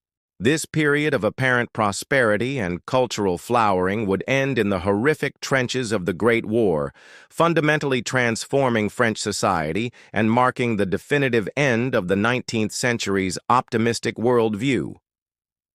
The Dreyfus Affair's resolution through Alfred Dreyfus's rehabilitation in 1906 represented both a triumph of Republican justice and a revelation of deep social divisions that would continue to influence French politics for generations. The case had evolved from a simple miscarriage of justice into a fundamental conflict between competing visions of French identity: Republican, secular and egalitarian versus nationalist, Catholic, and hierarchical. Émile Zola's famous J'accuse letter and the eventual revelation of military forgeries demonstrated the power of intellectual engagement while establishing the modern concept of the committed intellectual. The Radical Party's dominance of Third Republic politics during the early 1900s reflected the triumph of middle-class Republican values while revealing the limitations of liberal democracy when confronted with emerging social challenges. Led by figures like Émile Combes and Georges Clemenceau, the Radicals implemented comprehensive anti-clerical policies, including the 1905 Law of Separation that definitively ended the Concordat and established strict church-state separation. These measures completed the Republican Revolution while creating lasting resentment among Catholic populations. The emergence of organized socialism as a major political force challenged Republican assumptions about social harmony while introducing class-based politics that transcended traditional ideological divisions. The formation of the SFIO, French section of the Workers' International, In 1905, under Jean Jaurès' leadership created a unified socialist party committed to gradual democratic reform rather than revolutionary violence. However, the growth of revolutionary syndicalism among industrial workers suggested that parliamentary socialism might prove inadequate for addressing working-class grievances. Cultural achievements during the Belle Époque established Paris as the undisputed center of international artistic innovation, attracting creative talents from throughout Europe and the Americas who transformed French culture while contributing to its global influence. The Fauve movement in painting, led by Henri Matisse and André Derain, revolutionized color usage, while Pablo Picasso's development of Cubism, alongside Georges Braque, fundamentally altered artistic representation. The opening of the Ballet Russe under Sergei Diaghilev created unprecedented synthesis of dance, music, and visual art. Scientific breakthroughs by French researchers enhanced national prestige while contributing to technological developments that would transform 20th century life. Marie Curie's Nobel Prizes in physics and chemistry made her an international celebrity while advancing understanding of radioactivity, and Henri Bergson's philosophical explorations of time and consciousness influenced intellectual thought throughout Europe. The aviation pioneers Louis Blériot and Roland Garros demonstrated French leadership in emerging technologies while capturing public imagination. The colonial empire reached its greatest extent during this period as France completed the conquest of West and Central Africa while establishing protectorates in Morocco and other territories. The 1904 Entente Cordiale with Britain resolved colonial disputes while creating the diplomatic foundation for future military alliance against Germany. Colonial exhibitions in Paris showcased imperial achievements while promoting racist ideologies that portrayed European civilization as inherently superior to African and Asian cultures. Growing international tensions gradually overshadowed domestic achievements as European powers engaged in an accelerating arms race that made war increasingly likely. The formation of opposing alliance systems, the Triple Alliance of Germany, Austria-Hungary, and Italy versus the Triple Entente of France, Russia, and Britain, created a diplomatic framework that would transform local conflicts into continental war. French military planning, embodied in Plan 17, emphasized offensive operations that reflected both strategic necessities and cultural values, emphasizing elan vital over defensive prudence. The assassination of Jean Jaurès on July 31, 1914, eliminated the most prominent advocate for peaceful resolution of international conflicts, while symbolizing the collapse of international socialist cooperation in the face of nationalist mobilization. The great pacifist's murder by a nationalist fanatic occurred just hours before Germany's declaration of war, ending hopes that working-class solidarity might prevent European conflict. His death marked the end of an era when reason and goodwill seemed capable of resolving international disputes. The outbreak of World War I transformed France overnight from a peaceful republic into a nation mobilized for total war that would require unprecedented sacrifices from every citizen. The implementation of general mobilization proceeded smoothly as millions of men reported to military depots while civilian populations prepared for conflict that most expected would end by Christmas. The Union Sacrée across party lines demonstrated French unity while suspending normal political competition for the duration of the conflict. The German invasion through Belgium and northern France brought enemy forces closer to Paris than at any time since 1814, creating panic that led to government evacuation to Bordeaux, while General Joffre prepared desperate defensive measures. The Battle of the Frontiers resulted in catastrophic French defeats that cost hundreds of thousands of casualties while demonstrating the futility of offensive tactics against modern defensive firepower. Only the Miracle of the Marne in September 1914 prevented complete French collapse and German victory. The stabilization of the Western Front into a continuous line of trenches from the North Sea to Switzerland created conditions for unprecedented warfare that would define the conflict's character for 4 years. The development of elaborate trench systems, protected by barbed wire and machine guns, made breakthrough virtually impossible while ensuring that any territorial gains would require enormous casualties. This static warfare contradicted all pre-war military planning while creating psychological and physical conditions unlike any previous conflict. The Battle of Verdun, February-December 1916, became the war's defining moment for French national consciousness as General Erich von Falkenhayn's strategy of "our bleeding France white," through sustained attrition, met French determination to hold this symbolic fortress at any cost. The battle's unprecedented duration and casualty levels, over 700,000 French and German losses combined, transformed Verdun into a symbol of French resistance, while demonstrating the war's industrialized character that reduced soldiers to mere material for destruction. The mutinies of 1917 revealed the limits of French endurance as repeated failed offensives and deteriorating conditions triggered widespread refusal to continue futile attacks. General Robert Nivelle's disastrous Chemin des Dames offensive precipitated systematic disobedience among frontline troops who remained willing to defend their positions but refused to participate in suicidal assaults. General Philippe Pétain's appointment as commander-in-chief restored discipline through combination of improved conditions and limited repression. The war's home front transformations revolutionized French society by bringing women into industrial employment while requiring unprecedented government intervention in economic activity. The mobilization of female workers in munitions factories and other essential industries challenged traditional gender roles while demonstrating women's capabilities beyond domestic spheres.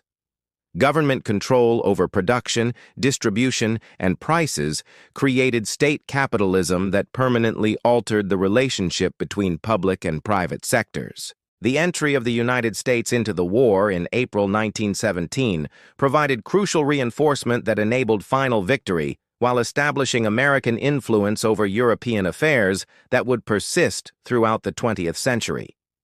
The arrival of American expeditionary forces under General John J. Pershing provided fresh troops and equipment that offset German advantages gained through Russia's collapse, while American financial resources supported Allied war efforts when European economies approached exhaustion.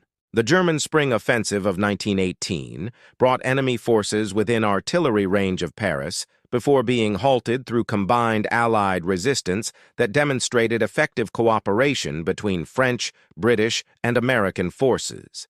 The subsequent 100 Days Offensive, beginning in August 1918, achieved breakthrough that had eluded previous efforts through superior coordination of artillery, infantry, and emerging tank technology. The rapid German collapse surprised even Allied leaders who had expected continued fighting into 1919.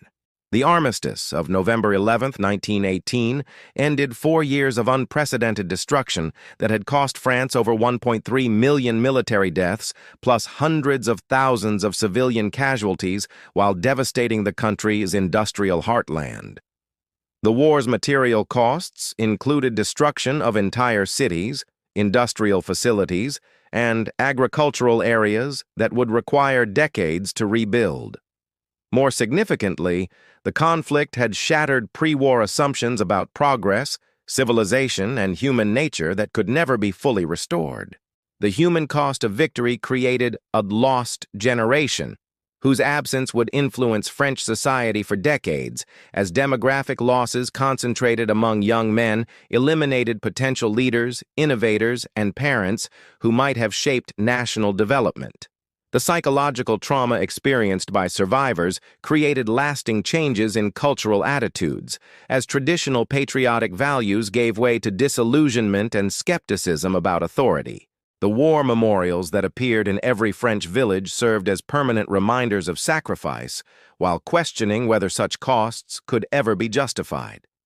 The Great War's conclusion left France victorious but transformed, having preserved republican institutions and national independence at enormous cost, while emerging into a world fundamentally different from the Belle Époque's optimistic assumptions. The challenges of reconstruction, both material and spiritual, would test French resilience while creating conditions for political and social conflicts that would dominate the interwar period. The anxious years, interwar crisis, and democracy's ordeal, 1918–1940. The period between the two world wars found France struggling to rebuild from unprecedented destruction, while confronting new challenges that tested the Third Republic, its capacity to manage economic crisis, social transformation, and the rise of totalitarian movements that threatened democratic civilization itself. These 22 years of apparent peace masked growing tensions that would culminate in military defeat and national collapse more complete than any previous disaster in French history. The immediate aftermath of victory in 1918 brought enormous challenges of physical reconstruction in the devastated regions of northern and eastern France, where entire cities had been destroyed and agricultural land poisoned by chemical weapons and unexploded ordnance. The task of rebuilding required massive financial resources that strained government budgets while creating opportunities for corruption and profiteering. The decision to make Germany pay for reconstruction through reparations seemed just but proved economically and politically disastrous. The Paris Peace Conference of 1919 offered France the opportunity to reshape European order according to its security needs, but the resulting Treaty of Versailles satisfied neither French demands for permanent German weakness nor German acceptance of the new order. Georges Clemenceau's insistence on harsh terms reflected French fears of renewed German aggression, but the treaty's provisions proved either too severe to be permanently maintained or too lenient to prevent German recovery. This fundamental contradiction would plague European stability throughout the interwar period. The return of Alsace-Lorraine to French sovereignty after 48 years of German rule created unexpected integration problems as the recovered provinces had developed distinct cultural characteristics that complicated reunion with France.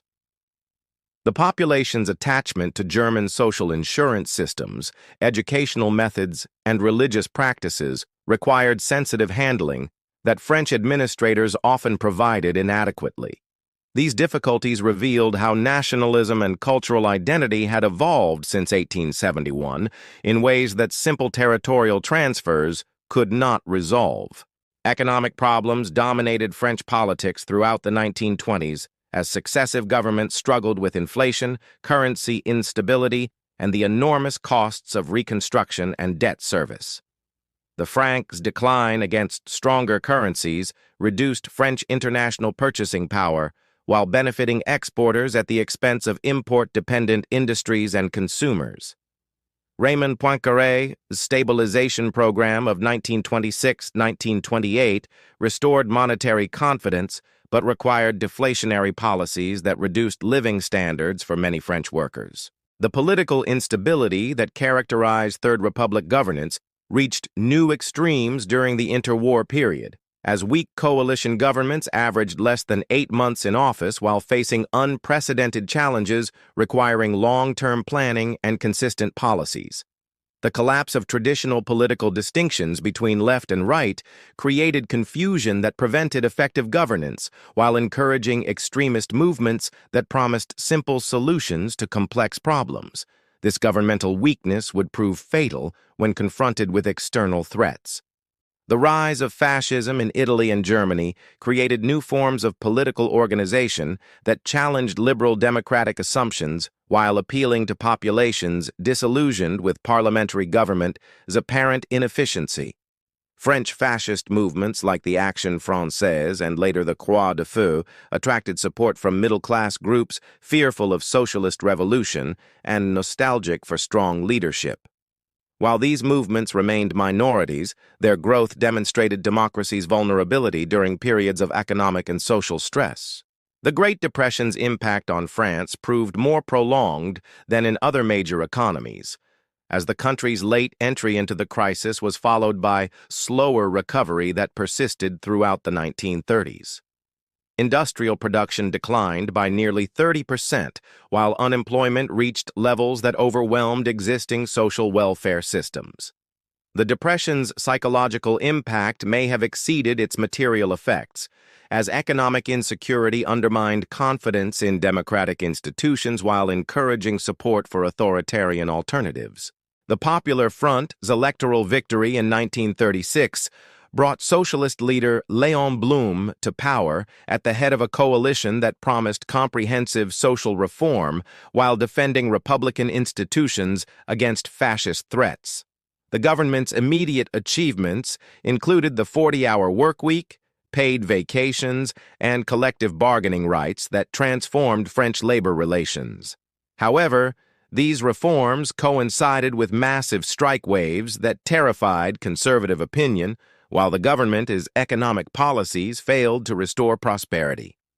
The Spanish Civil War created a crucial test of Popular Front foreign policy, as Republican Spain requested French assistance against Franco's military rebellion supported by Nazi Germany and Fascist Italy. Blum's decision to maintain official neutrality while allowing limited aid to the Spanish Republic satisfied neither supporters who demanded full intervention nor opponents who feared war with Germany. This compromise policy demonstrated French weakness while contributing to Republican Spain's eventual defeat. The Munich Agreement of September 1938 marked the nadir of French diplomacy as Édouard Daladier joined Britain's Neville Chamberlain in appeasing Hitler's demands for Czech Sudetenland territory rather than risk war to defend French alliance commitments. While the agreement was initially popular among war-weary French populations, it demonstrated France's effective subordination to British policy while destroying the Central European alliance system that had provided French security since 1918. The policy's failure became apparent within months when Germany occupied the remainder of Czechoslovakia.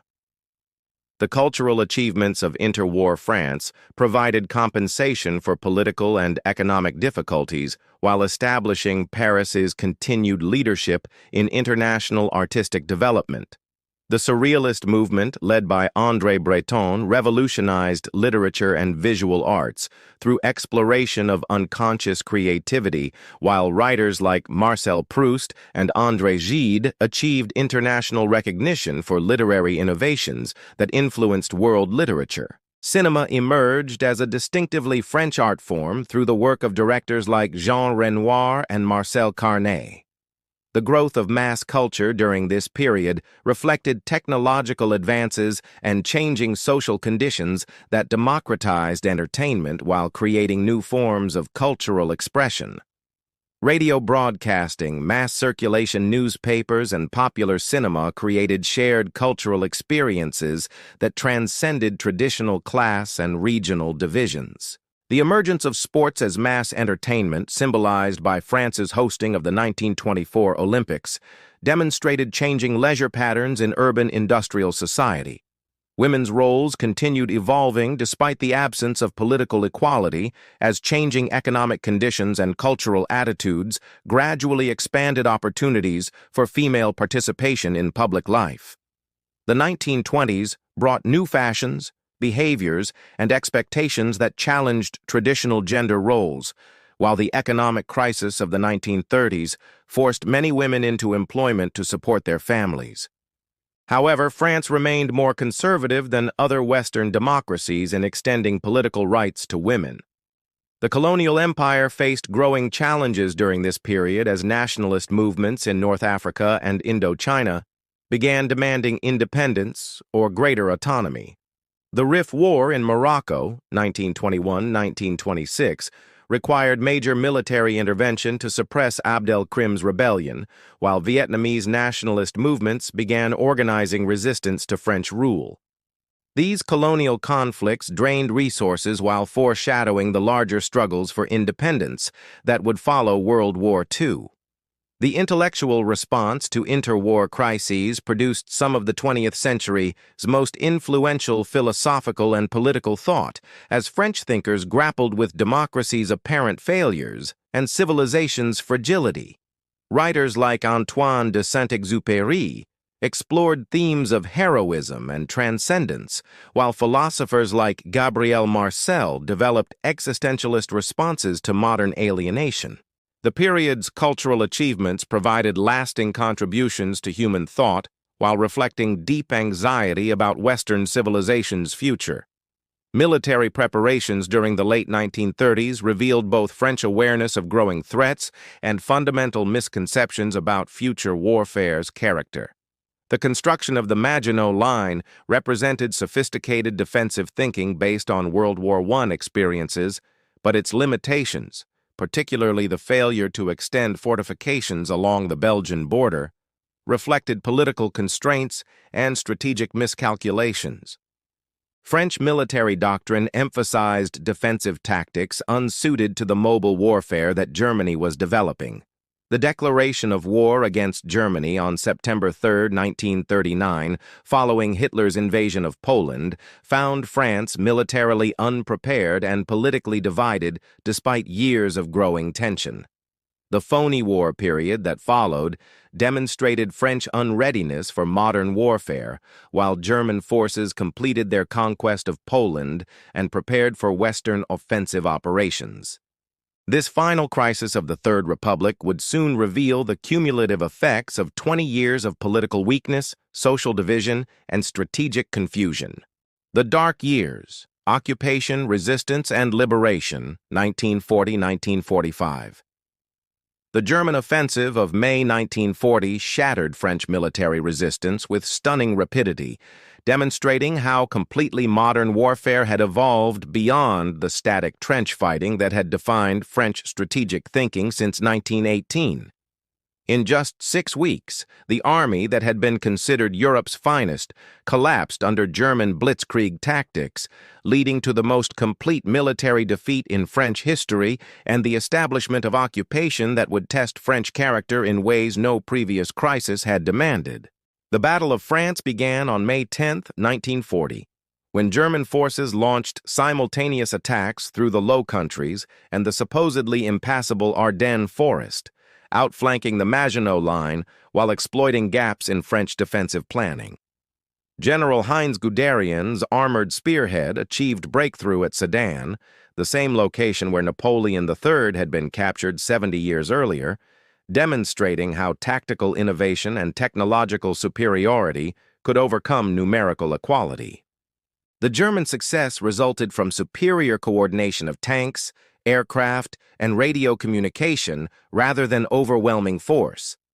The collapse of French resistance shocked the world and the French themselves, as an army of 5 million men surrendered after losing fewer soldiers than in single battles of World War I. The defeat's psychological impact exceeded its military significance, destroying French confidence in their institutions and leaders while seeming to validate German claims about democratic decadence. The image of German troops marching down the Champs-Élysées symbolized not just military conquest, but the humiliation of French civilization itself. Marshal Philippe Pétain's appointment as premier on June 16, 1940, brought to power the hero of Verdun, whose prestige enabled him to negotiate armistice terms that divided France into occupied and free zones while maintaining nominal sovereignty over the southern third of the country. The 84-year-old Marshal, his decision to seek accommodation with Germany rather than continue resistance from the Empire, reflected both personal conviction and calculation that collaboration offered the best hope for preserving French interests under German hegemony. The establishment of the Vichy regime at the Spa town that gave the government its name created a French state that collaborated actively with Nazi occupation while promoting a national revolution intended to replace republican values with authoritarian Catholic and traditionalist principles. Pétain's program, summarized in the slogan "Work, Family, Fatherland," blamed France's defeat on moral decadence caused by democratic politics, secular education, and liberal individualism. This counter-revolutionary project attracted support from conservatives who had never accepted Republican legitimacy. General Charles de Gaulle's radio appeal from London on June 18, 1940, launched the Free French movement that maintained the principle of continued resistance when virtually all other French leaders accepted defeat as irreversible. The relatively unknown general's claim to represent legitimate French authority seemed presumptuous at the time, as he possessed neither significant military forces nor political mandate. However, his refusal to accept defeat preserved the possibility of French participation in eventual Allied victory while maintaining national honor during the darkest period in French history. The German occupation transformed daily life throughout France as shortages, rationing, and constant surveillance created conditions unlike anything experienced since the medieval period. The absence of millions of prisoners of war and forced laborers disrupted family life, while the black market became essential for survival despite severe penalties for violations. The occupation's harsh realities gradually undermined initial acceptance of Pétain's leadership while creating conditions favorable to resistance activity. The implementation of anti-Semitic legislation by Vichy authorities demonstrated the regime's voluntary collaboration with Nazi racial policies rather than mere submission to German pressure.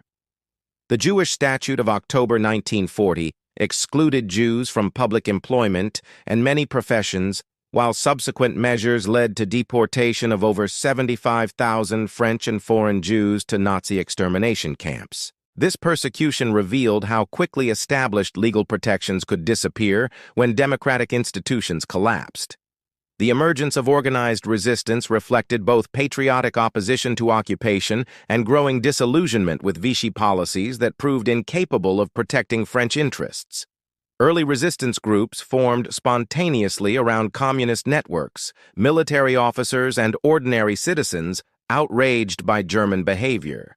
The diversity of resistance motivations, from Gaullist nationalism to communist revolution to simple patriotic duty, created coordination problems, but also demonstrated broad popular opposition to occupation. The German invasion of the Soviet Union in June 1941 transformed the French situation by bringing communist resistance groups into active opposition while enabling de Gaulle to position Free France as part of a global democratic alliance against fascism. Communist participation added organizational skills and revolutionary determination to resistance efforts while creating ideological tensions that would influence post-war political development. The resistance's expansion coincided with increasing German demands for French resources and labor. The establishment of the STO, Service du Travail Obligatoire, in 1943 required young French men to work in German factories, creating widespread evasion that swelled resistance ranks with réfractaires, who took to the forests rather than submit to forced labor. This policy mistake provided the resistance with recruitment opportunities while demonstrating Vichy's inability to protect French citizens from German exploitation. The Maquis, rural resistance groups named after Corsican brigands, became symbols of French determination to resist foreign domination. Jean Moulin's mission to unify resistance movements under Free French authority represented de Gaulle's masterful strategy for establishing political control over liberation while ensuring French participation in Allied planning. The creation of the National Resistance Council in May 1943 provided coordination between previously independent groups while acknowledging Gaullist leadership. Moulin's capture and torture by Klaus Barbie demonstrated both the resistance's courage and the brutal methods used to suppress it. The Allied invasion of Normandy on June 6, 1944, began the liberation that would restore French sovereignty while revealing the extent to which 4 years of occupation had transformed French society. The resistance's coordinated sabotage operations significantly aided Allied advances while demonstrating French contribution to their own liberation.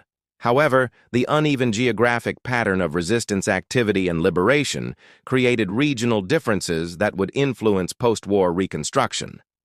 The liberation of Paris in August 1944 provided symbolic restoration of French national pride as resistance fighters seized control of the capital before Allied forces arrived. De Gaulle's dramatic march down the Champs-Élysées restored legitimate authority, while his refusal to proclaim the Republic, declaring instead that the Republic has never ceased to exist, maintained constitutional continuity despite 4 years of authoritarian rule. This legal fiction enabled smooth transition while avoiding complex questions about Vichy legitimacy. The Epuration purge that followed liberation attempted to punish collaboration while restoring Republican values, but its implementation revealed deep divisions about justice, revenge, and national reconciliation. Summary executions of suspected collaborators, particularly women who had relationships with German soldiers, demonstrated popular anger, while formal trials of major figures like Pierre Laval proved inadequate to address the scale of collaboration. The process satisfied neither demands for thorough cleansing nor calls for national reconciliation. The liberation's aftermath revealed France's weakened international position despite nominal inclusion among the victorious Allied powers. The country's exclusion from major wartime conferences and limited role in occupation policy demonstrated how completely the war had altered global power relationships. De Gaulle's insistence on great power status reflected both personal pride and strategic necessity for maintaining French influence in the post-war world order. The resistance experience created myths and memories that would influence French political culture for generations, as the relatively small number of active resistors became symbols of national redemption that obscured the broader reality of accommodation or passive acceptance of occupation. The Gaullist narrative of resistance emphasized national unity while minimizing communist contributions and collaboration's extent. This selective memory enabled rapid reconstruction of national confidence while creating unrealistic expectations about France's post-war role. The war's demographic and economic costs proved less severe than those of 1914 to 1918, but the psychological trauma of defeat and occupation created lasting changes in French attitudes toward military power, European integration, and international relations. The collapse of 1940 destroyed confidence in purely national solutions to security problems while encouraging support for European cooperation and Atlantic alliance. The experience of German efficiency also encouraged administrative modernization and economic planning that would characterize post-war reconstruction. Women's participation in resistance activities and their performance in traditionally male occupations during the war contributed to changing gender roles, though full political equality remained delayed until 1944, when women finally received voting rights. The war's disruption of traditional social hierarchies created opportunities for advancement that peacetime conditions might not have provided, while resistance experience demonstrated women's capabilities in public roles previously denied to them. The liberation of France in 1944-1945 marked not just the end of foreign occupation, but the beginning of profound transformation that would create modern France through reconstruction, decolonization, and European integration. The Fourth Republic that emerged from wartime experience would face unprecedented challenges while drawing on resistance traditions and Gaullist vision to rebuild French power and influence in a dramatically changed world. The Phoenix rises, modern France from Republic to Republic, 1945-present. The liberation of France in 1944 opened a new chapter in French history as the nation embarked on an extraordinary transformation that would see it emerge from wartime devastation to become a leading European power and global cultural influence. The transition from occupied territory to modern republic required not only physical reconstruction, but fundamental reimagining of France's role in a world dominated by superpowers and transformed by decolonization, technological revolution, and European integration. The Fourth Republic, established in 1946, attempted to create stable democratic government while addressing the failures that had led to 1940's collapse. The new constitution strengthened parliamentary authority while limiting presidential power, reflecting widespread distrust of personal rule after Pétain's authoritarian experiment. However, the multi-party system that emerged proved incapable of providing stable governance, as coalition governments averaged less than 6 months in office while facing unprecedented challenges of decolonization, economic reconstruction, and Cold War alignment. The immediate post-war period witnessed remarkable economic recovery as French planners, inspired by Jean Monnet's modernization program, implemented systematic reconstruction that transformed France from agricultural backwardness to industrial modernity within a generation. The nationalization of key industries, creation of social security systems, and implementation of indicative planning demonstrated how wartime experience had legitimized state intervention in economic development. This dirigiste approach would characterize French capitalism throughout the post-war era. The Marshall Plan's implementation beginning in 1947 provided crucial American assistance for reconstruction while integrating France into the Western economic system dominated by the United States. The program's requirements for European cooperation encouraged the beginnings of European integration through institutions like the European Coal and Steel Community. France's decision to accept American aid, despite communist opposition, demonstrated the government's commitment to Western alliance while creating lasting transatlantic ties.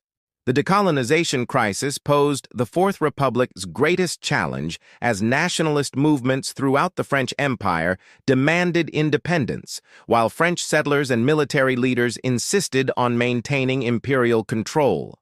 The Indochina War, 1946-1954, drained resources and morale while demonstrating France's inability to suppress determined nationalist resistance despite massive military commitment.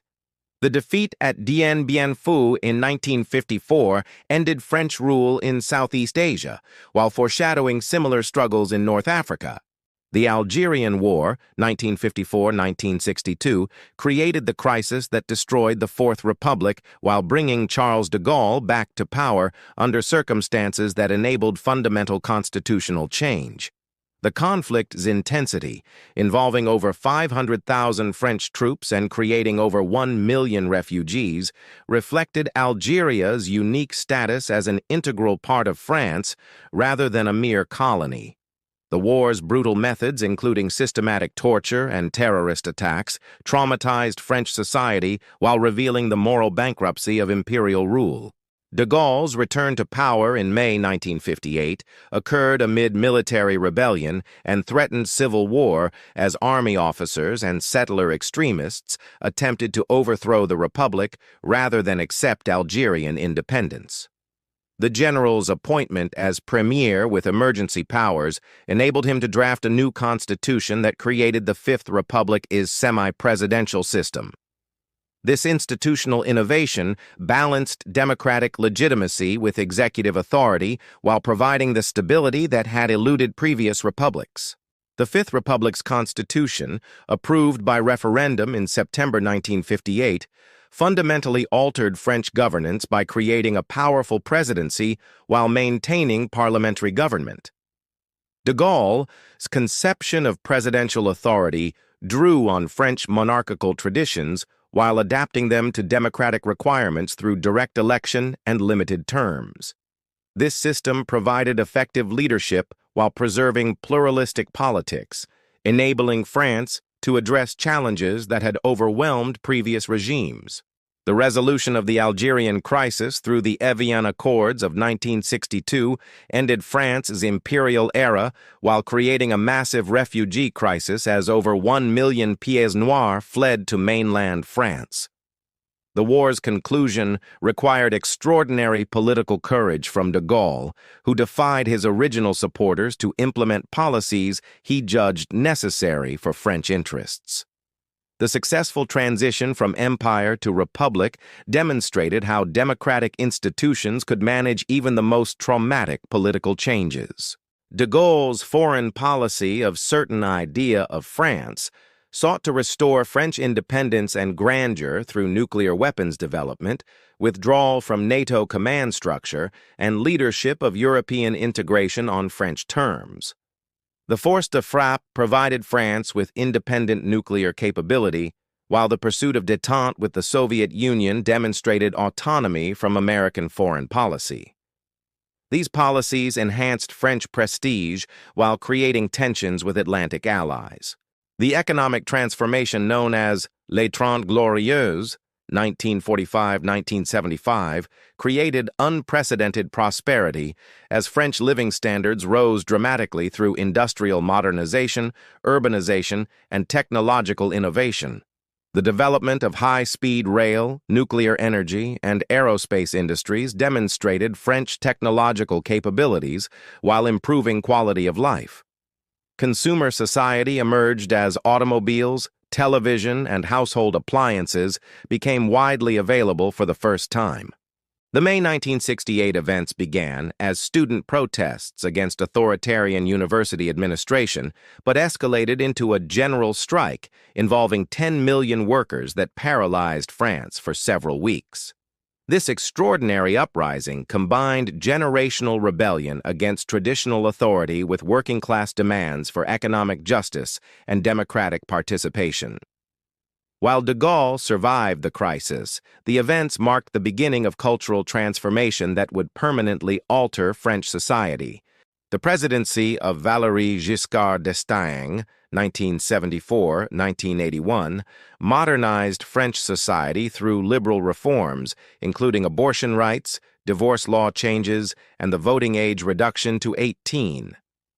These measures reflected changing social values while demonstrating the Fifth Republic's capacity for peaceful reform. However, economic problems caused by oil crises and rising unemployment created political vulnerability that would contribute to socialist electoral victory. François Mitterrand's election in 1981 brought the Socialist Party to power for the first time in the Fifth Republic, implementing comprehensive reforms including nationalization of major industries, wealth taxation, and expansion of workers' rights. The government's ambitious program aimed to create more egalitarian society while maintaining French economic independence. However, international economic constraints forced policy reversals that demonstrated the limits of national sovereignty in globalized world economy. European integration accelerated during the 1980s and 1990s as France played a leading role in creating the single market, common currency, and expanded European Union. The Maastricht Treaty of 1992, strongly supported by Mitterrand despite narrow referendum approval, established economic and monetary union while extending EU authority into new policy areas. French leadership in European integration reflected both commitment to European ideals and calculation that enlarged Europe would enhance French influence. The cohabitation periods when presidents and prime ministers came from opposing parties demonstrated the Fifth Republic's institutional flexibility while creating new forms of democratic accountability. These arrangements, occurring during 1986, 1988, 1993, 1995, and 1997 to 2002, required constitutional actors to share power despite political disagreements. The successful management of these situations proved that French institutions could accommodate political diversity while maintaining governmental effectiveness. Jacques Chirac's presidency, 1995-2007, addressed growing social problems including urban violence, immigration integration, and economic competitiveness while maintaining France's distinctive social model.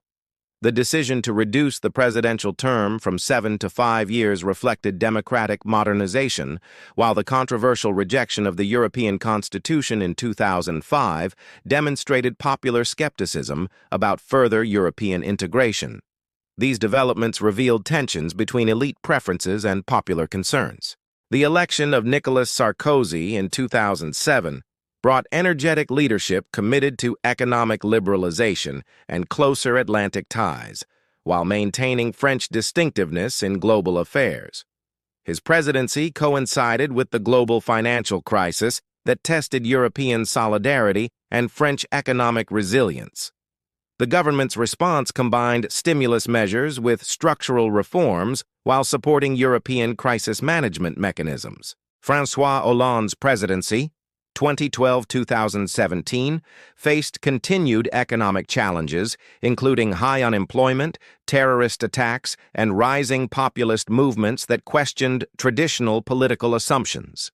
The Charlie Hebdo and Bataclan attacks in 2015 created national unity while raising questions about French integration models and security policies. These events demonstrated how global terrorism could threaten democratic values while requiring careful balance between security and liberty. Emmanuel Macron's election in 2017 represented generational change as the youngest president in French history, defeated both traditional parties and populist challengers through a centrist movement emphasizing European integration and economic modernization. His presidency has addressed climate change, digital transformation, and European sovereignty while facing popular protests, including the Yellow Vest movement that revealed persistent social inequalities.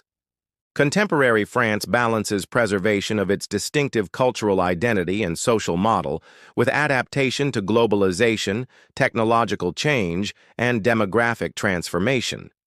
The country's commitment to laicity, social solidarity, and cultural exception reflects deep historical traditions while evolving to address new challenges including religious diversity, economic competition, and environmental sustainability.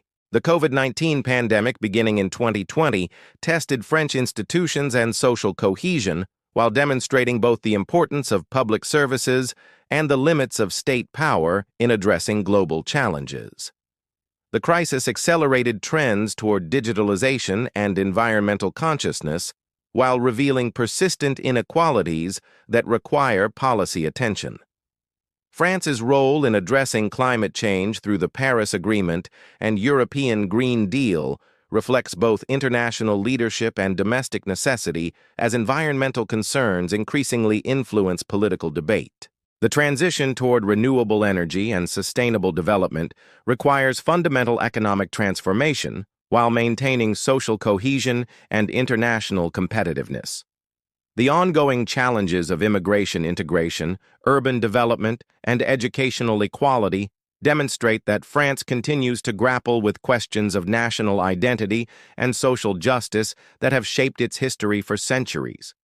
The success of democratic institutions in managing these challenges while preserving French distinctiveness will determine the nation's future role in European and global affairs. Modern France stands as testament to the possibility of democratic renewal and institutional adaptation while maintaining cultural continuity and social solidarity. The journey from wartime devastation to contemporary influence demonstrates how nations can transform themselves while preserving essential values and traditions that define their character and purpose. And so we reach the end of our extraordinary journey through over 2 millennia of French history. From the painted caves of Lascaux to the digital age of Emmanuel Macron, from Celtic warriors painting themselves blue for battle to French citizens building the European Union and leading global efforts against climate change. What an incredible tapestry we have woven together: the rise and fall of empires, the birth of modern democracy, the creation of human rights, the horrors of war and occupation, the triumph of liberation and renewal.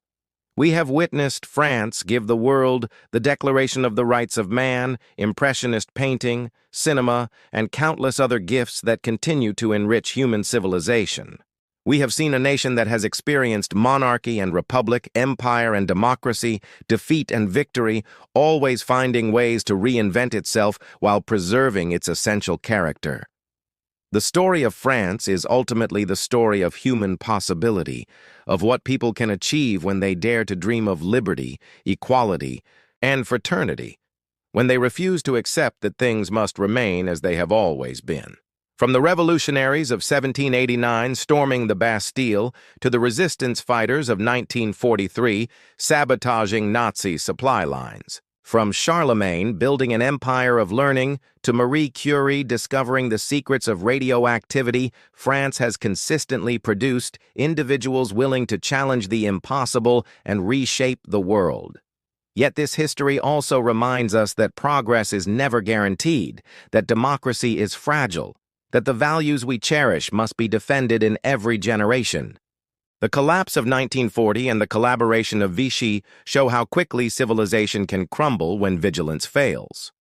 The triumph of liberation and the construction of modern Europe demonstrate how determination and moral courage can overcome even the darkest moments. Today, as France faces new challenges, climate change, technological revolution, global migration, the rise of authoritarianism around the world, its history offers both inspiration and guidance.